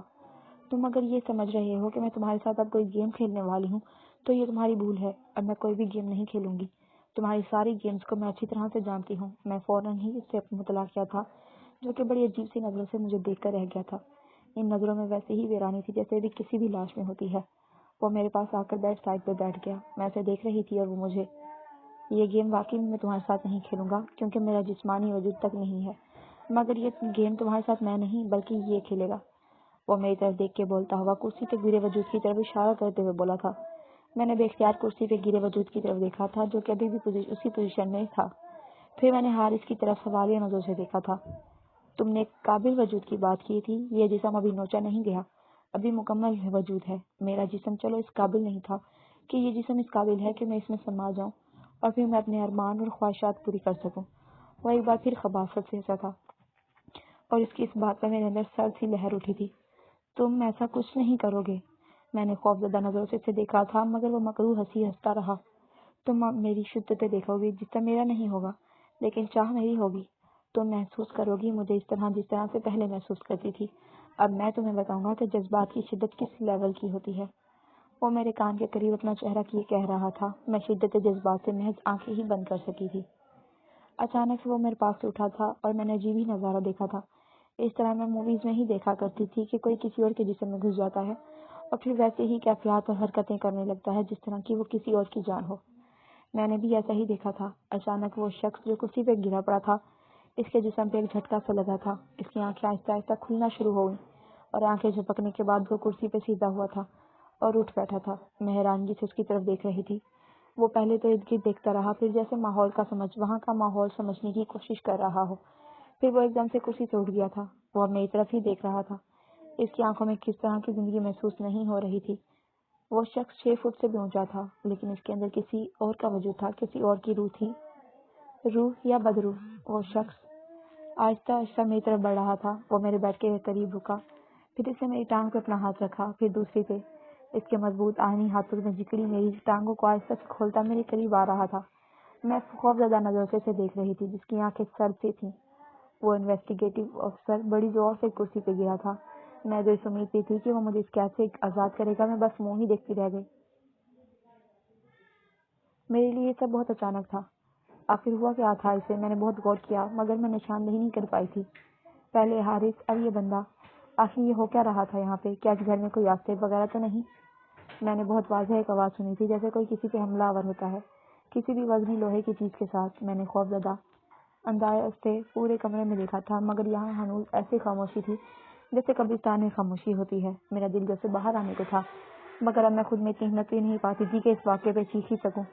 میں نے ایک بار پھر سے اس پہ جو بھی ہوا تھا ایک پل میں غور کیا۔ وہ ابھی تو میرے نزدیک پہنچا تھا، پھر یہ ایسا کیسے ہوا؟ میں نے کرسی پہ بے ہنگم اچھا یہ والا پڑھ لیا ہے، انہوں نے دوبارہ سے آئی تھنک کر لیا نا۔ یہ والا بھی میں نے ریڈ کر لیا۔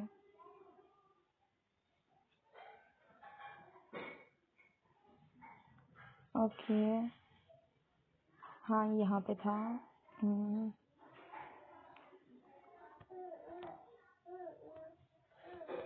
ایک سیکنڈ۔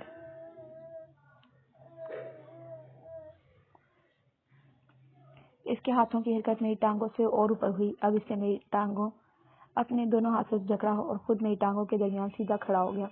بے اختیار میرے منہ سے سسکی نکلی تھی، مگر اسے کون سا میری پرواہ تھی۔ وہ بیڈ پہ ایک پوزیشن کے ساتھ کھڑا تھا۔ میں یہ سب نہیں کرنا چاہتی تھی، مگر اس کی ہاتھ کی حرکتیں جب میرے جسم پہ مسلسل ہو رہی تھی اور اس کا جسم میں ایک بار پھر عجیب ہیجانی کیفیت کا شکار ہونے لگ گئی۔ وہ مجھ پہ جھکایا تھا، اس کے ہونٹ میرے ہونٹوں کے قریب تھے۔ میں اس کی سانسیں اپنے چہرے پہ محسوس کر سکتی تھی۔ پھر میرے دماغ میں ایک دم سی گھنٹی بجی تھی۔ اس کی سانسیں میرے چہرے پہ تھیں، اور یہ سانس لینا تو کوئی زندہ وجود ہی یا انسان ہی لے سکتا ہے۔ تو یہ شخص زندہ تھا، اور میرے خدا کیا یہ مرا نہیں تھا؟ ہاں یہ مرا نہیں تھا۔ میں سوال جواب کی اس کیفیت میں تھی کہ اس کا جواب مجھے اگلے ہی لمحے مل گیا تھا، اور وہ بھرپور کس صورت میں تھا۔ وہ میرے ہونٹوں کو اپنے ہونٹوں میں لے چکا تھا، اور میرے جسم میں عجیب سی اتھل پتھل ہو رہی تھی۔ جسم اور دل کی طلب اچانک سے بڑھنا شروع ہو گئی تھی، کیونکہ اس کے لیے اس کی زبان جس طرح سے میری زبان کو گید رہی تھی، وہ میری اندھی خواہشات کو بڑھانے کے لیے کافی تھی۔ مگر اس بار میں دماغ سے سوچنا چاہتی تھی۔ یہ شخص زندہ تھا اور میں قید تھی۔ جب تک یہ زندہ ہے، یہی مجھے اس قید سے رہا کر سکتا ہے۔ ہونٹوں کا غصہ طویل ہو چکا تھا، ہاتھوں کی مستی بھی جاندار تھی، لیکن مجھے اب اپنے اندر اس کے جذبات سے قابو ہی رکھنا تھا کہ اس کے ہونٹ اب سرکتے ہوئے میرے چہرے پہ آ رکے تھے۔ سنو، میں بولی تھی۔ وہ ایک پل کے لیے رکا تھا، اور میں یہی چاہتی تھی کہ وہ رکے، مجھے دیکھے، اور وہ مجھے ہی دیکھ رہا تھا، جس کا یقین مجھے اس کی آنکھوں میں دیکھ کر ہی ہو گیا تھا کہ وہ میرا کوئی الویژن نہیں ہے۔ اس کی آنکھوں میں زندگی کی رمق موجود تھی، یعنی یہ مرا نہیں تھا، زندہ تھا۔ اس کی آنکھیں سوالیہ نظر سے مجھے دیکھ رہی تھی۔ میں اپنے گیلے ہوتے ہونٹوں پہ ایک ادا سے زبان پھیری تھی، اور یہ سب میں نے جان کے کیا تھا۔ اس کے ہاتھوں کی حرکت میں مضبوطی اور بھی سخت ہوئی۔ تمہارے یہ ایک دم پھیکے سے بوسے بیکار ہیں، اس میں وہ جوش اور جذبہ مفقود ہے۔ اس کی زبان ابھی بھی خاموش تھی۔ ہاں، جسم کی حرکت اور ہاتھوں کی سختی مجھے اور بھی سخت لگی، اتنی سخت کہ مجھے میری کلائیوں کی جلد چھلتی ہوئی محسوس ہوئی تھی۔ ہتھکڑیاں جیسے گر سی گئی تھی۔ وہ پورا مجھ سے لپٹا ہوا تھا۔ میں نے اپنی بات کا اثر اس کے چہرے پہ محسوس کر لیا تھا۔ یہ شخص جب اس کمرے میں آیا تھا سب کچھ اور تھا۔ جب کرسی پہ گرا تھا اور اب دوبارہ زندہ ہوا تھا تب کچھ اور طرح کا رد عمل دے رہا تھا۔ کیا یہ عجیب سا تضاد نہیں تھا کسی شخصیت کے بارے میں؟ وہ پہلے تکنیشی انداز سے پوچھ رہا تھا۔ اس سب کے بارے میں اور مجھ سے سیکس کے لیے آمادہ ہو گیا تھا، حالانکہ یہ مرا بھی نہیں تھا، میں چوٹ ہی آئی تھی جس سے یہ بے ہوش ہوا تھا۔ بے ہوشی کے دوران کسی کی سوچ اور جذبات بدل جائیں، یہ نفسیات کی روح سے کیسے ممکن ہے؟ میں الجھی ضرور تھی، مگر میں اب اس کی سیکس کیفیت سے فائدہ اٹھانا چاہتی تھی، اور جب وہ کچھ نہ بولا تو پھر میں بولی تھی۔ تمہارے اندر وہ جوش اور جذبہ نہیں دراصل جس سے تم مجھے ویسے چھو سکو جیسے کوئی بھی مرد کسی بھی کنواری عورت کو چھوتا ہے۔ میں ایک بار پھر رکی تھی، اپنی بات کا اثر اس کے چہرے پہ محسوس کرنا چاہتی تھی، اور اس کا چہرہ کون سا دور تھا، میرے چہرے کے بالکل قریب ہی تو تھا۔ اس کی آنکھوں میں اب الجھن تھی اور میں اسے الجھانا ہی چاہتی تھی۔ تم مجھے چھوؤ گے، میرا بدن تمہارے دسترس میں ہوگا، میری گردن، میرے ہونٹ، میرے جسم کے سارے پارٹ سے تم اپنی محبت کی مہر ثبت کرو گے۔ میرا جسم، اگر تم اپنی خواہشات کی نظر کرو گے تو تم نہیں چاہتے کہ تم بھی ویسا ہی محسوس کرو جیسا کہ کوئی بھی مرد کسی بھی عورت سے جواب میں وہی چاہتا ہے، وہی نرماہٹ۔ اس کی آنکھوں میں ابھی بھی جو جنونی کیفیت تھی، ایک ہلکی سی نرمی محسوس کر رہی تھی۔ میرے جسم پہ سختی اس کے جسم کی کسی قدر کم ہوئی تھی۔ تم اگر میرے ہونٹوں سے بوسے دو گے تو اس کی لذت کو تم تب تک محسوس نہیں کر سکو گے جب میں تمہارے ہونٹوں کی سخت گرفت کو اپنی نرمی سے گرفت میں نہ لے لوں۔ اس سختی اور نرمی کے عمل سے ہی ہمارے درمیان وہ جذبہ پیدا ہو سکتا ہے جس کے خواہاں تم ہو رہے ہو، مگر میری طرف سے تم کسی طرح کا وہ جذبہ مفقود پاتے ہوگے۔ تم نے سوچا کہ یہ کیوں ہے؟ میں اس کو اپنی باتوں کے جال میں لا رہی تھی۔ بات کرتے کرتے میں اب سوالیہ لہجے میں اس سے پوچھ رہی تھی، تم نہیں چاہتے جب تم میرے ہونٹوں کو چومو میں تمہاری گردن اور تمہارے مضبوط کندھوں پہ اپنے بازو کا ہلکا سا بنا دوں جس سے تمہارے اندر جوش بھر جائے؟ جب تم اپنے لب میرے جسم پہ رقصاں ہو، میں تمہارے جسم پہ ویسے ہی نرمی سے ہاتھ پھیروں جس طرح کی خواہش تمہارے دل میں ہے۔ تم نہیں چاہو گے کہ تم جب میرا یہ لباس ریموو کرو گے تو تب میں بھی تمہارے جسم کی وہ سخت سی باڈی دیکھنے کے لیے تمہاری یہ شرٹ ریموو کرنے کے لیے بےتابی سے بڑھوں؟ کیا تم یہ سب مجھ سے نہیں کروانا چاہو گے؟ وہ عجیب پیاسی نظروں سے مجھے دیکھ رہا تھا۔ میں اس کے جذبات کو بھڑکا رہی تھی جس کا پتہ مجھے اس کے دل دے رہا تھا جو 180 کی رفتار سے دھڑک رہا تھا۔ شاید میں نے اسے اپنے قریب سے تھوڑا سا دور ہوتا محسوس کیا۔ اس کی ٹانگیں جو میری ٹانگوں سے جیسے کلس سی ہو گئی تھی، فکس ہو گئی تھی۔ گرفت کم ہوئی، وہ کچھ پل کے رکا تھا، یوں ہی اسی پوزیشن میں، اور میری سانس بھی رکی کہ میں بھی بولی تھی اس کی آنکھوں میں، تم چاہتے ہو کہ میں تمہارے جسم کی سختی محسوس کروں، تمہارے جسم کو اپنے نرم جسم میں سنبھولوں، تمہارے مضبوط بیک پہ ہاتھ رہوں نرم و کومل سے، تم مجھے کھول دو تاکہ میں تمہیں ویسے ہی گرماہٹ فیل کرواؤں جس کی طلب تمہیں مجھ سے ہے، ورنہ تم پیاسے رہ جاؤ گے۔ آخر میں نے جیسے اسے وارن کیا تھا، جیسے وہ پتہ نہیں کیا مس کر جائے گا۔ یہاں پر انداز بڑا دلربا سا تھا جس کے جھانسے میں وہ آ گیا تھا۔ بے اختیار وہ مجھ پر سے اٹھا تھا اور کمرے میں موجود کوئی کٹر شاید ڈھونڈنے لگا تھا۔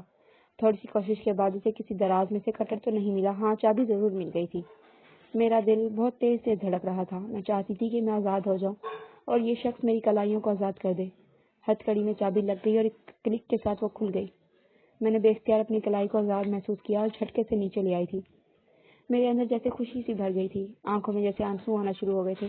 وہ میری دوسری کلائی تھام کے ہتھ کڑی کو کھول رہا تھا۔ آزاد ہوتے ہی میں نے اپنی باہوں کو اپنے ہی حلقے میں لیا تھا اور خوشی سے بے اختیار ہونا شروع ہو گئی تھی۔ پانی مل سکتا ہے؟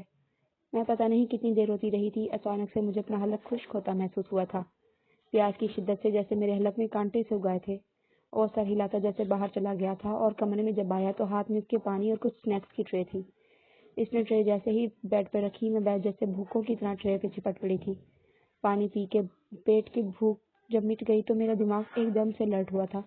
وہ شخص بہت گہری نظروں سے میری طرف دیکھ رہا تھا۔ اس کی نظروں میں کیا تھا؟ وہ مجھ سے کیا چاہتا تھا؟ میں اسے جذبات کے اندھے کھیل میں دھکیل چکی تھی۔ میں آزاد تو ہو چکی تھی، مگر سامنے اس طوفان جو ٹھاٹے مار رہا تھا، اس سے کیسے نزول ہوں گی؟ ہر بار بجلی بڑے میں بھاگتی ہی جا رہی تھی، بارش تھی کہ رکنے کا نام ہی نہیں لے رہی تھی۔ میرے ننگے پیروں میں شدید خراشیں آئی تھی، پیروں کے زخم مجھے مزید بھاگنے بھی نہیں دے رہے تھے۔ میرے پیچھے بھاری قدموں کی آواز ابھی بھی آ رہی تھی۔ ایک گاڑی کو میں نے دیکھا، یہ گاڑی حارث کے گھر سے تھوڑا سا قریب ہی تھی۔ میں نے اس گاڑی کی طرف بڑھنا شروع کر دیا، کسی نہ کسی طرح میں گاڑی کے قریب پہنچ ہی گئی۔ گاڑی کے قریب جیسے ہی پہنچی، گاڑی نے دروازے پہ جیسے ہی میں نے ہاتھ رکھا تھا، ایک بھاری ہاتھ نے میرے ہاتھ پہ اپنا مضبوط ہاتھ رکھ دیا۔ میرے اندر سنسناہٹ کی ہوئی تھی۔ یہ پاگل پن تھا، میں کتنا بھی بھاگ لیتی، مگر میں بھاگ کے جاتی بھی کہاں؟ میں اپنے گھر سے کئی میل دور تھی، یہ علاقہ بھی ویران تھا، ارد گرد بھی کسی آبادی کا نام و نشان تک نہیں تھا۔ میں کسی کو مدد کے لیے پکار ہی کب سکتی تھی یا وہاں جا سکتی؟ بھاگنے کا کوئی فائدہ نہیں جانے من، کیونکہ تم جہاں بھی جاؤ گی مجھے وہی پاؤ گی۔ اس لیے ضد چھوڑو، باہوں میں آ جاؤ، یہی تمہاری آرام گاہ اور منزل ہے۔ وہ جیسے فاتحہ تھا اور میں شکست خوردہ نظروں سے اس کی طرف دیکھ رہی تھی کہ اچانک سے میرے منہ سے وہ نکلا جس کی توقع مجھے بھی نہیں تھی۔ Let's play the game. Game? وہ حیرانی سے بولا۔ Which one? اس جنگل میں 3 لوگ ہیں، 2 زندہ، 1 مردہ۔ مردہ شخص میں جان نہیں چھوڑ رہا تھا، اس سے جان چھڑانے کے لیے مجھے اب اسی کی تکنیک سے کام لینا ہوگا۔ یہ بات میں سمجھ چکی تھی، مردہ چیزیں اپنے ہوش آواس میں نہیں ہوتی ہیں، ہاں یہ بھٹکتی ضرور رہتی ہیں، اگر انہیں بھٹکانا ہی ہے تو کیوں نہ عقل سے کام لیا جائے۔ تمہیں گیمز کھیلنا بہت پسند ہے نا، تو سے یہ بھی کچھ ایسی ہی گیم ہے، میں نے بڑے خوابناک لہجہ بناتے ہوئے اسے کہا تھا۔ وہ شخص سیدھا کھڑا ہو گیا تھا اور میں گاڑی کے ساتھ ٹیک لگا کے کھڑی ہو گئی، اس کی آنکھوں میں دیکھتی ہوئی جیسے حارث کی بھٹکتی روح کو دیکھ رہی تھی۔ میں ہر طرح کی گیمز تمہارے ساتھ کھیلوں گا، تم حامی تو بھرو۔ اس کا اب ایک ہاتھ گاڑی پہ اور ایک ہاتھ گاڑی کی دوسری سائڈ پہ تھا اور درمیان میں تھی، یعنی کوئی بھی راہ نہیں بچی تھی۔ بارش اب ہلکی ہونا شروع ہو گئی تھی، میں تو بھیگی سو بھیگی تھی، وہ بھی بھیگا ہوا تھا۔ شرٹ میں سے جھانکتا اس کا مضبوط باڈی بلڈر ٹائپ جسم اور دونوں بازو میرے ارد گرد تھے۔ حامی کا کیا سوال، جبکہ یہ گیم میری طرف سے ہوگی، مگر اس کو پورا تم نے کرنا ہوگا۔ میں تمہارا ساتھ دوں گی، یہ گیم جتنا آسان ہے مگر اس کو انجام تک پہنچانا ہی دراصل اس کا حسن بھی ہے اور اختتام بھی۔ گیم جب اینڈ ہو جائے گی تو تمہاری جو وش ہوگی اس کو میں پورا کروں گی۔ اوکے، ڈن ہو گیا، میں اس گیم کو پورا کروں گا، بولو کیا کرنا ہے مجھے۔ وہ مزید میرے قریب ہوا، میں نے ایک انگلی سے اسے پش کیا تھا۔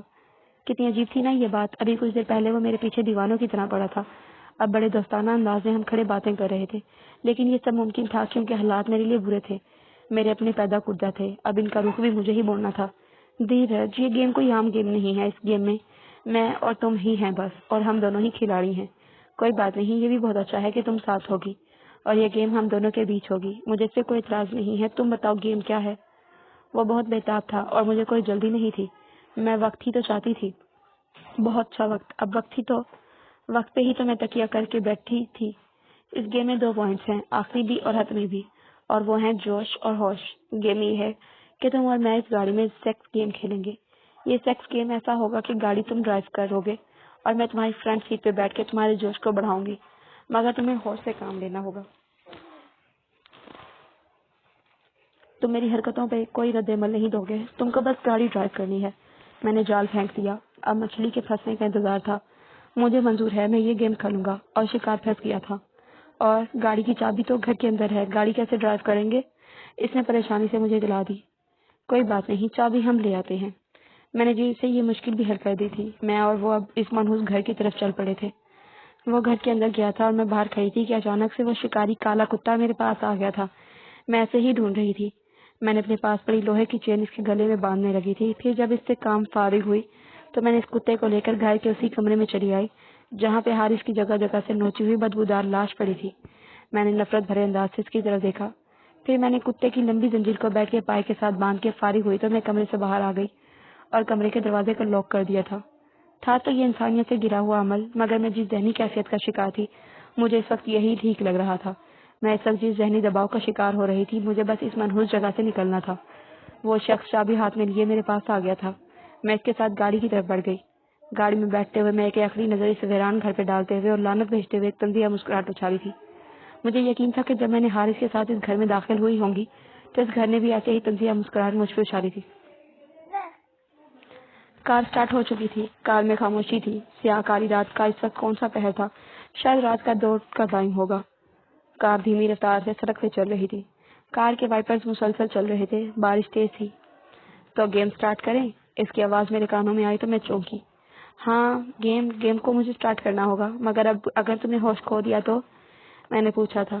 نہیں کھوتا یار ہوش، کیونکہ اس گیم کے بعد میرے اندر جو طوفان جس کا بند میں باندھ کر رکھا ہوا ہوگا جب تم پہ ظاہر کرو گا تو تم ہوش ضرور کھو دو گی۔ میں مصنوعی طری طور پہ کھلکھلا کے ہنس پڑی تھی۔ کار اب سیدھ میں چل رہی تھی، آہستہ آہستہ جانے پہچانے راستوں پہ کار کی لائٹ سڑک پہ جب پڑتی تو بارش کی بوچھار اور پانی عجیب سی آواز پیدا کر رہی تھی۔ اوکے، ہاتھ دو ادھر دو۔ اس نے ایک نظر میری طرف دیکھا اور اپنا بایاں ہاتھ میں یہ ہتھیلی پہ رکھا۔ تم وعدہ کرو کہ تم کچھ نہیں کرو گے، تم آرام سے گاڑی ڈرائیو کرو گے اچھے بچوں کی طرح۔ میں جتنا بھی اس گیم کو ڈیلے کر سکتی تھی میں کر رہی تھی۔ یہ ڈیلنگ تھیٹکس تھی، بہت ضروری تھے۔ ہاں، میں وعدہ کرتا ہوں کہ میں صرف گاڑی ڈرائیو کرنے پہ ہی دھیان دوں گا، کوئی میرے ساتھ کیا کرتا ہے میں اس پہ کوئی بھی رد عمل نہیں تو کیا دھیان تک نہیں دوں گا۔ اس کے ہاتھ کو میں نے اپنے دوسرے ہاتھ کے ذریعے تھپتھمانے کے بعد چھوڑ دیا تھا۔ اوکے، ہماری گیم شروع ہوتی ہے اب۔ وہ شوق نظروں سے اب میری طرف دیکھ رہا تھا، جس کی آنکھوں میں کسی طرح کی ویرانی اور مردنی نہیں تھی۔ 1-2 پل کے لیے میں نے اپنا سانس بحال کیا اور اپنی سیٹ بیلٹ کھولی تھی اور تھوڑا سا کھسکتے ہوئے جیسے اس کے قریب ہوئی۔ میں نے اس کی طرف دیکھا، وہ سامنے سیدھا دیکھتے ہوئے ڈرائیو کر رہا تھا بظاہر انجان بنا ہوا، ہونٹوں کو اپنی ہنسی روکتے ہوئے۔ بلا شبہ یہ شخص بہت ہینڈسم تھا۔ بازو اور ہاتھ مضبوط تھے، ہاتھ بڑے دلکش لگ رہے تھے، اسٹیئرنگ وہیل کو تھامے ہوئے مضبوط ہاتھ اور ان کی انگلیاں۔ میں نے اپنے داہنے ہاتھ کو اس کے بائیں ہاتھ پہ ایسے رکھا کہ اس کی انگلیوں کے ناخنوں پہ اپنی انگلیوں سے ہلکا دباؤ دیا، پھر میری انگلیوں نے سرکنا شروع کر دیا۔ انگلیوں کی یہ شرارت میں کچھ پل کرتی رہی، پھر یہی شرارت میں نے اس کے اوپری ہاتھوں پہ کی۔ پھر میں اس کے بازوؤں پہ اپنی انگلیوں کی مدد سے پھینکتی ہوئی اس کی شرٹ میں سے اس کے جھانکتے مسلس پہ اپنی انگلیوں کو روک دیا۔ یہ موومنٹ میں نے جان کے کی تھی، اس کے رد عمل کو دیکھنے کے لیے، مگر وہ اپنے وعدے کا پابند سیدھ میں ہی نظریں جمائے گاڑی کو بھگا رہا تھا۔ ارد گرد ابھی درخت تھے، گاڑی کی رفتار ابھی بھی تیز نہیں تھی۔ میں نے اسے بازوؤں کے مسل سے اپنا نرم ہاتھ پورا کھول کے ان مسلس کو اپنے ہاتھوں میں بھر لیا۔ میں تھوڑا سا اس کے مزید قریب ہوئی تھی۔ باہر بارش ہلکی ہلکی ہو رہی تھی۔ گاڑی کے وائپس ہر بھگی رفتار پکڑ چکے تھے۔ ٹائم ابھی بھی منٹ اور سیکنڈ میں کنورٹ ہو چکا تھا۔ اپنے ہاتھ کی اس حرکت پہ میں نے روک دیا۔ پھر میں نے کچھ سوچ کے اپنے اسی ہاتھ کو حرکت میں لاتے ہوئے اس کے بازو کے مسلس کو اپنی مٹھی میں جیسے بھینچا تھا۔ رد عمل کے لیے میں نے اس کی طرف دیکھا، مگر اس کی نظریں ابھی بھی سامنے سڑک پہ تھی۔ پھر میرے سامنے اسی ہاتھ نے اسے رکھنا شروع کیا اور میں نے اس کے مضبوط اور سخت شولڈر ہاتھ پہ پھیرا تھا، لیکن وہ ٹچ سے مس بھی نہیں ہوا تھا۔ لیکن گاڑی نے ہلکی سی رفتار ضرور پکڑی تھی۔ ہلکی سی کپکپاہٹ میں نے اس کے جسم میں اٹھتی محسوس کی تھی۔ شاید بارش میں بھیگنے کی وجہ سے کپڑے اس کے بھی سارے گیلے تھے۔ میرا ہاتھ اب اس کی گردن تک پہنچ چکا تھا، پھر بالوں تک۔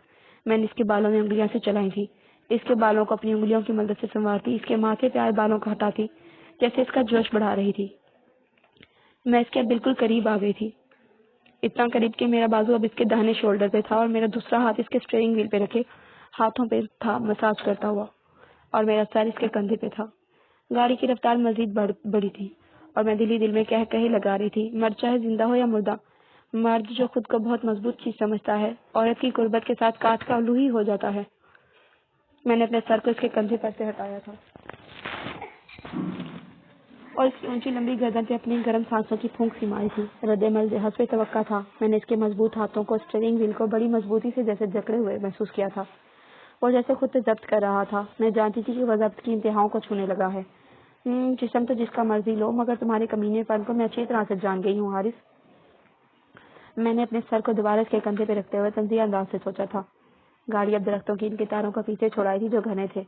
گاڑی کی لائٹس نے ان درختوں کو دکھانا شروع کر دیا تھا جو کم تعداد میں تھے، یعنی ہم جنگل کو پیچھے چھوڑتے ہوئے جا رہے تھے۔ میں نے اب وہ ہاتھ جو اس کے ہاتھوں پہ تھا اب اس کی رانوں پہ رکھ لیا۔ جینس کی سطح پہ ہاتھ پھیرتی میں ضرور اس کے اندر ہلچل تو پیدا کر رہی تھی، اس لیے گاڑی اب نارمل رفتار پہ آ گئی تھی۔ میں اپنے ہاتھوں کو یوں ہی حرکت دیتی اس کے گھٹنوں تک اور پھر اوپر تک۔ یہ سب میں مجبوری کی وجہ سے ہی کر رہی تھی، ورنہ میں کبھی ایسا سوچتی بھی نہ۔ جو میں حارث کے ساتھ کرنے لگی تھی اور اس کے نتائج کتنے بھیانک تھے، اس کے بعد اگر میں ایسا کر بھی رہی تھی تو محض اپنی جان بخشی کے لیے۔ میرے ہاتھوں کی شوخیاں اب اور بھی بڑھنا شروع ہو گئی تھی، جس سے اس کا جسم ضرور چاہتا ہوگا کہ مجھے مسل کے رکھ دے، مگر یہ کھیل اس کو میں مجبور اور بے بس کر چکی تھی۔ پھر میں نے اپنا سر اس کے کندھے سے ہٹایا اور اپنے چہرے کو اس کی گردن کے بالکل پاس لے گئی۔ رانوں سے ہاتھ اب اس کی چیسٹ پہ تھا اور میرے لب اس کی مضبوط گردن کی جلد پہ۔ میں نے اپنے ہونٹ اس کی گردن پر ہی رکھے تھے۔ گاڑی ایک پل کے لیے انبیلنس ہوئی تھی اور میں نے جیسے اب اس کے جسم بڑی مضبوطی سے پکڑا، ورنہ میں بھی گر پڑتی۔ گاڑی نے اب رفتار پکڑنا شروع کر دی تھی۔ میں کچھ دیر میں اسی پوزیشن میں رہی تھی، میرا جسم اب جیسے اس کے سہارے پہ تھا۔ میں اب سوچ میں پڑ گئی تھی کہ اب میں کیا کروں، کیونکہ جو میں حاصل کر چکی تھی وہ میرے لیے کافی تھا۔ آبادی جس کا کچھ دیر پہلے نام و نشان نہیں تھا، اس کی چوڑی چیسٹ پہ ہاتھ پھیرتے ہوئے میں اپنی خوشی کو چھپانے کے لیے اس کے کندھے پہ جھک گئی تھی اور بے اختیاری میں اس کی گردن کو چومنے لگی۔ میری یہ والی حرکت سراسر اوور ایکٹنگ تھی۔ اس حرکت میں میری اختیاری کافی شامل نہیں تھی۔ گاڑی ایک بار پھر بے قابو ہوئی، میرے چومتے ہوئے لب بھی بے اختیار رکے اور میں جو اس کو مضبوطی سے تھامے ہوئے تھی سیدھا اس کے سامنے رہی۔ اس نے جیسے گاڑی سنبھالنے کے بعد مجھے بھی سنبھال لیا ہو۔ اب سچویشن یہ تھی کہ میں اس کے سامنے تھی اور اسے سامنے دیکھنے کے لیے بھی مجھے سائڈ پہ کرنا پڑتا۔ میں نے اس کی باہوں سے نکلنے کی کوشش کی، مگر تم نے میرے ہوش اڑانے تھے۔ لگتا ہے تمہارے ہوش اڑنے لگے ہیں میری قربت سے۔ کیا میں اسے تمہاری ہار سمجھوں؟ کیا تمہارا جوش مانی پڑ گیا ہے؟ گاڑی کی رفتار کم ہو رہی تھی، میں ایسا نہیں چاہتی تھی۔ میں منزل کے بہت قریب تھی، یہ کھیل کے آخری مراحل تھے۔ اگر میں اپنی کم عقلی سے یہ آخری مراحل آسانی سے طے کرتی تو ساری گیم میرے ہاتھ میں ہوگی۔ میں حارث کا اصلی روپ ہی تو سامنے لانا چاہتی تھی، سو اگر یہ بےہودہ سچویشن جس میں پھنس گئی تھی اس سے نکلنے ہی تو والی ہوں، میں بڑے دل ربا انداز سے اس کے ساتھ لگی تھی اور اپنا سر اس کے سینے کے ساتھ لگا لیا اور انگلی گردن پہ اپنی باہوں کا ہلکا سا بنا لیا تھا۔ جوش میں تم آؤ گے، ہوش تم کھو دو گے، ہارو گے تم ہی، جیت اس بار صرف میری ہوگی۔ میں اس وقت نیند برہنہ حالت میں تھی۔ میرے جسم پہ حارث کا دیا ہوا تحفہ ہی تھا۔ میری لیگز اس کی سیٹ پہ تھی۔ کسی سیکسی گرل کی مانند اگر ہم ایسی حالت میں کوئی دکھتا تو ہم یقیناً دھر لیے جاتے، کیونکہ اب اکا دکا گاڑیاں ہماری کار کو کراس کرنے لگی تھی۔ یہ یقیناً وہ روڈ تھی جس پہ حارث کے ساتھ میں گئی تھی۔ اب اندھیرا آہستہ آہستہ کم ہو رہا تھا۔ اچانک ہلکی ہلکی سی تھرتھراہٹ اس شخص کے جسم میں ہوئی تھی۔ میں جو اس کے سینے پہ سر رکھے ہوئے تھی اس کے دل کی رفتار کو بڑھتا ہوا محسوس کر سکتی تھی۔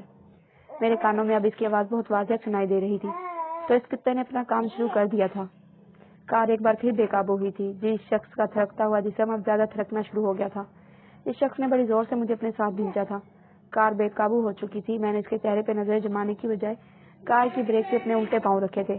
کار بے قابو تھی، رکتی بھی کیسے؟ میرا سر اس کے سینے کے ساتھ لگا۔ اس شخص کا منہ اچانک سے کھلا تھا اور عجیب سی آوازیں اس کے گلے سے نکلنا شروع ہو گئی تھی، مگر میں زیادہ دیر تک اس پہ دھیان ہی کہاں دے پائی تھی۔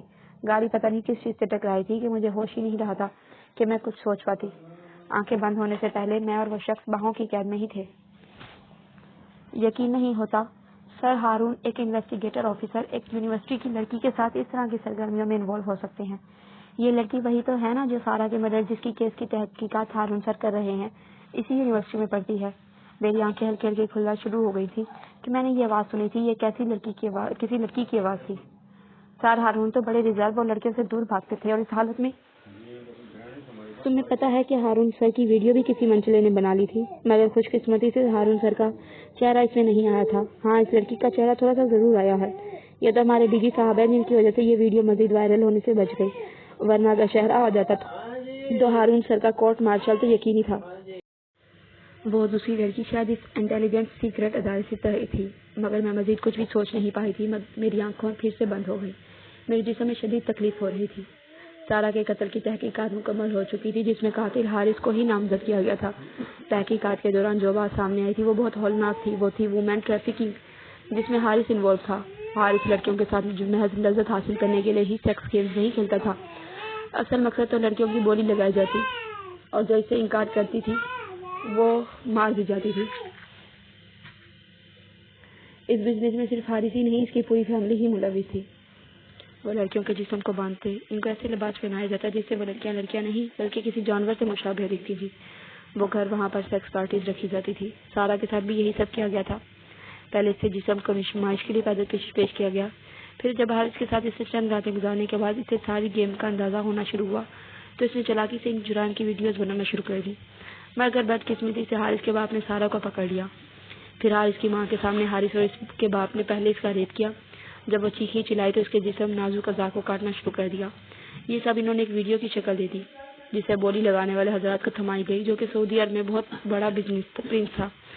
وہ اس طرح کی ویڈیو کا پتہ نہیں کون سی جنسی تسکین چاہتے ہیں کہ وہ ایسی ویڈیوز کا بزنس کرتے ہیں، لیکن غلطی ان سے یہ ہوئی کہ انہوں نے سارا کی لاش کو ٹھکانے لگانے کے بجائے کہیں پھینک دیا تھا، اور یہ بھی بھول گئے کہ سارا کا باپ ایک بہت بڑا افسر تھا جس کی پہنچ انٹیلیجنس کے اداروں کے ساتھ تھی۔ میرے سامنے سارا کے مرڈر کی وہ تحقیقات کے پیپرز پڑے تھے جس کی عانی شاید تو میں ہی تھی۔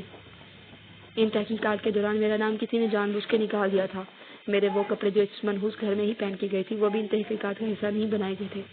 میں حیران تھی یہ سب کس نے کیا، حالانکہ میرے فٹ پرنٹس تو بہت واضح ہوں گے وہاں پہ، لیکن یہ سب کچھ جو ہوا تھا کسی ڈراؤنے خواب سے کم نہیں تھا۔ 3 مہینے کے بعد میں یونیورسٹی میں آئی تھی برقعے میں۔ مجھے اب اپنے جسم کو چھپانے کے لیے اس کی ضرورت تھی، اس جسم کو جس کو کسی مرد نے چھو لیا تھا، جس کو اختیار میں نے خود دیا تھا۔ یونیورسٹی میں ابھی بھی حارث کے بھیانک روپ کو ڈسکس کیا جاتا تھا، کیونکہ میڈیا اور ہیومن رائٹس والوں نے جس طرح سے معاملے کو اچھالا تھا اس کے بعد یہ موضوع لائٹ بن چکا تھا، لیکن میں اب اس سے کان بند کر کے نکل آتی تھی۔ میں لائبریری میں بیٹھی ہوئی تھی کہ کتاب کو ہاتھ میں پکڑے بے دھیانی کے ساتھ کتاب میرے ہاتھ میں تھی، اور خیالات کا شور میرے ذہن میں ابھی تک منڈلا رہا تھا کہ میں نے اپنے پاس کسی کرسی گھسیٹنے کی آواز سنی۔ میں نے اپنے بے اختیار اپنے پاس ایک آدمی کو بیٹھے دیکھا۔ میرے خیال میں لائبریری ایک ایسی جگہ ہے جہاں پہ آرام سے بیٹھ کے بات کی جا سکتی ہے۔ میں اس کی طرف دیکھ رہی تھی۔ تم پہلے بھی میرے پاس آ چکے ہو، میرا پہلے بھی جواب انکار ہے، میں اب بھی انکار کرتی ہوں۔ میں نے اپنی کتابیں اپنے بیگ میں ڈالنا شروع کر دی تھی۔ اس انکار کی وجہ تو مجھے سمجھ میں نہیں آتی۔ میں نے کوئی بھی جواب دیے بغیر اسے چھوڑ کے آ گئی تھی۔ میری وین آ چکی ہے، میں وین میں بیٹھ گئی۔ یہ شخص جس کا نام ہارون احمد ہے مجھے سارا کے مرڈر میں کئی تحقیقات سے صاف طریقے سے بچا گیا۔ جب ایکسیڈنٹ ہوا تھا تو تب اسے پتا چلا کہ اس کی کار میں جو لڑکی نیم برہنہ حالت میں تھی وہ میں تھی، تو یہ تو جیسے میرے سر ہو گیا تھا۔ میں تو پہلے خوفزدگی کے عالم میں تھی کہ شاید حارث کی پرچھائی ابھی بھی اس کے اندر موجود ہے، مگر اس نے کریٹ کے سوالات کیے تو میں جو بھی سچ تھا وہ سامنے لے آئی۔ پہلے تو وہ حیران ہوا، مجھے پاگل یا نفسیاتی مریض سمجھ رہا تھا، مگر پھر جب وہ 3 دن بعد میرے پاس آیا تو کچھ بدلا سا لگا۔ اسے شاید میری بات یقین آنا شروع ہو گیا تھا۔ پھر اس نے میرے ہی بیان سے تحقیقات کا رخ درست سمت کی طرف موڑا، جس سے کہ اعلیٰ افسران کو دوبارہ اعتماد بحال ہوا۔ لیکن بہت ساری باتیں جو میرے متعلق تھیں وہ اس نے سامنے نہیں لائی تھی، اور اس کی وجہ کیا تھی؟ وہ وہی چیپ گیم تھی جس کا شکار میں نے اسے بنایا تھا۔ کھیلتے کھیلتے میں یہ بات بھول ہی گئی تھی کہ وہ ایک انسان بھی ہے، زندہ جذبات اور احساسات رکھنے والا۔ میرے لمس کو اس کا جسم لاشعور میں بٹھا چکا تھا، اور بدقسمتی سے یہ یاد بھی تھا۔ وہ میرے پاس آتا تھا مجھ سے میرا وجود مانگنے، مگر میں کیا کرتی، مجھے ابھی بھی اس جسم میں حارث کی روح نظر آتی تھی، کسی پرچھائی کی طرح جسے میں نے اس کمرے میں بند کر آئی تھی، اس کتے کے ساتھ جس کی لاش کو وہ نوچ کر کھاتا رہا۔ سوری، کیونکہ ایسے ہی تو اس کی روح جو بھٹک رہی تھی کہیں باہر لگتی۔ جسم کے اس کھیلنے میرے ساتھ جو کھیل کھیلا ہے میں روز ہارون کی شکل میں دیکھتی ہوں، جو کسی آصف کی طرح میرا پیچھا کرتا ہے، مگر میرا انکار بھی اس کے عزم کو متزلزل نہیں کر سکتا۔ ختم شد۔ تو کیسی لگی آپ کو اسٹوری؟ اگر اسٹوری اچھی لگی تو چینل کو سبسکرائب کریں، اور وزٹ گروپ لنک جوائن کرنا ہے تو واٹس ایپ کا گروپ دیا گیا ہے، وہ جوائن کریں۔ اور لاسٹ بات، ہمارے چینل پر ایک اچھا سا کمنٹ ضرور کیا کریں۔ Thank you.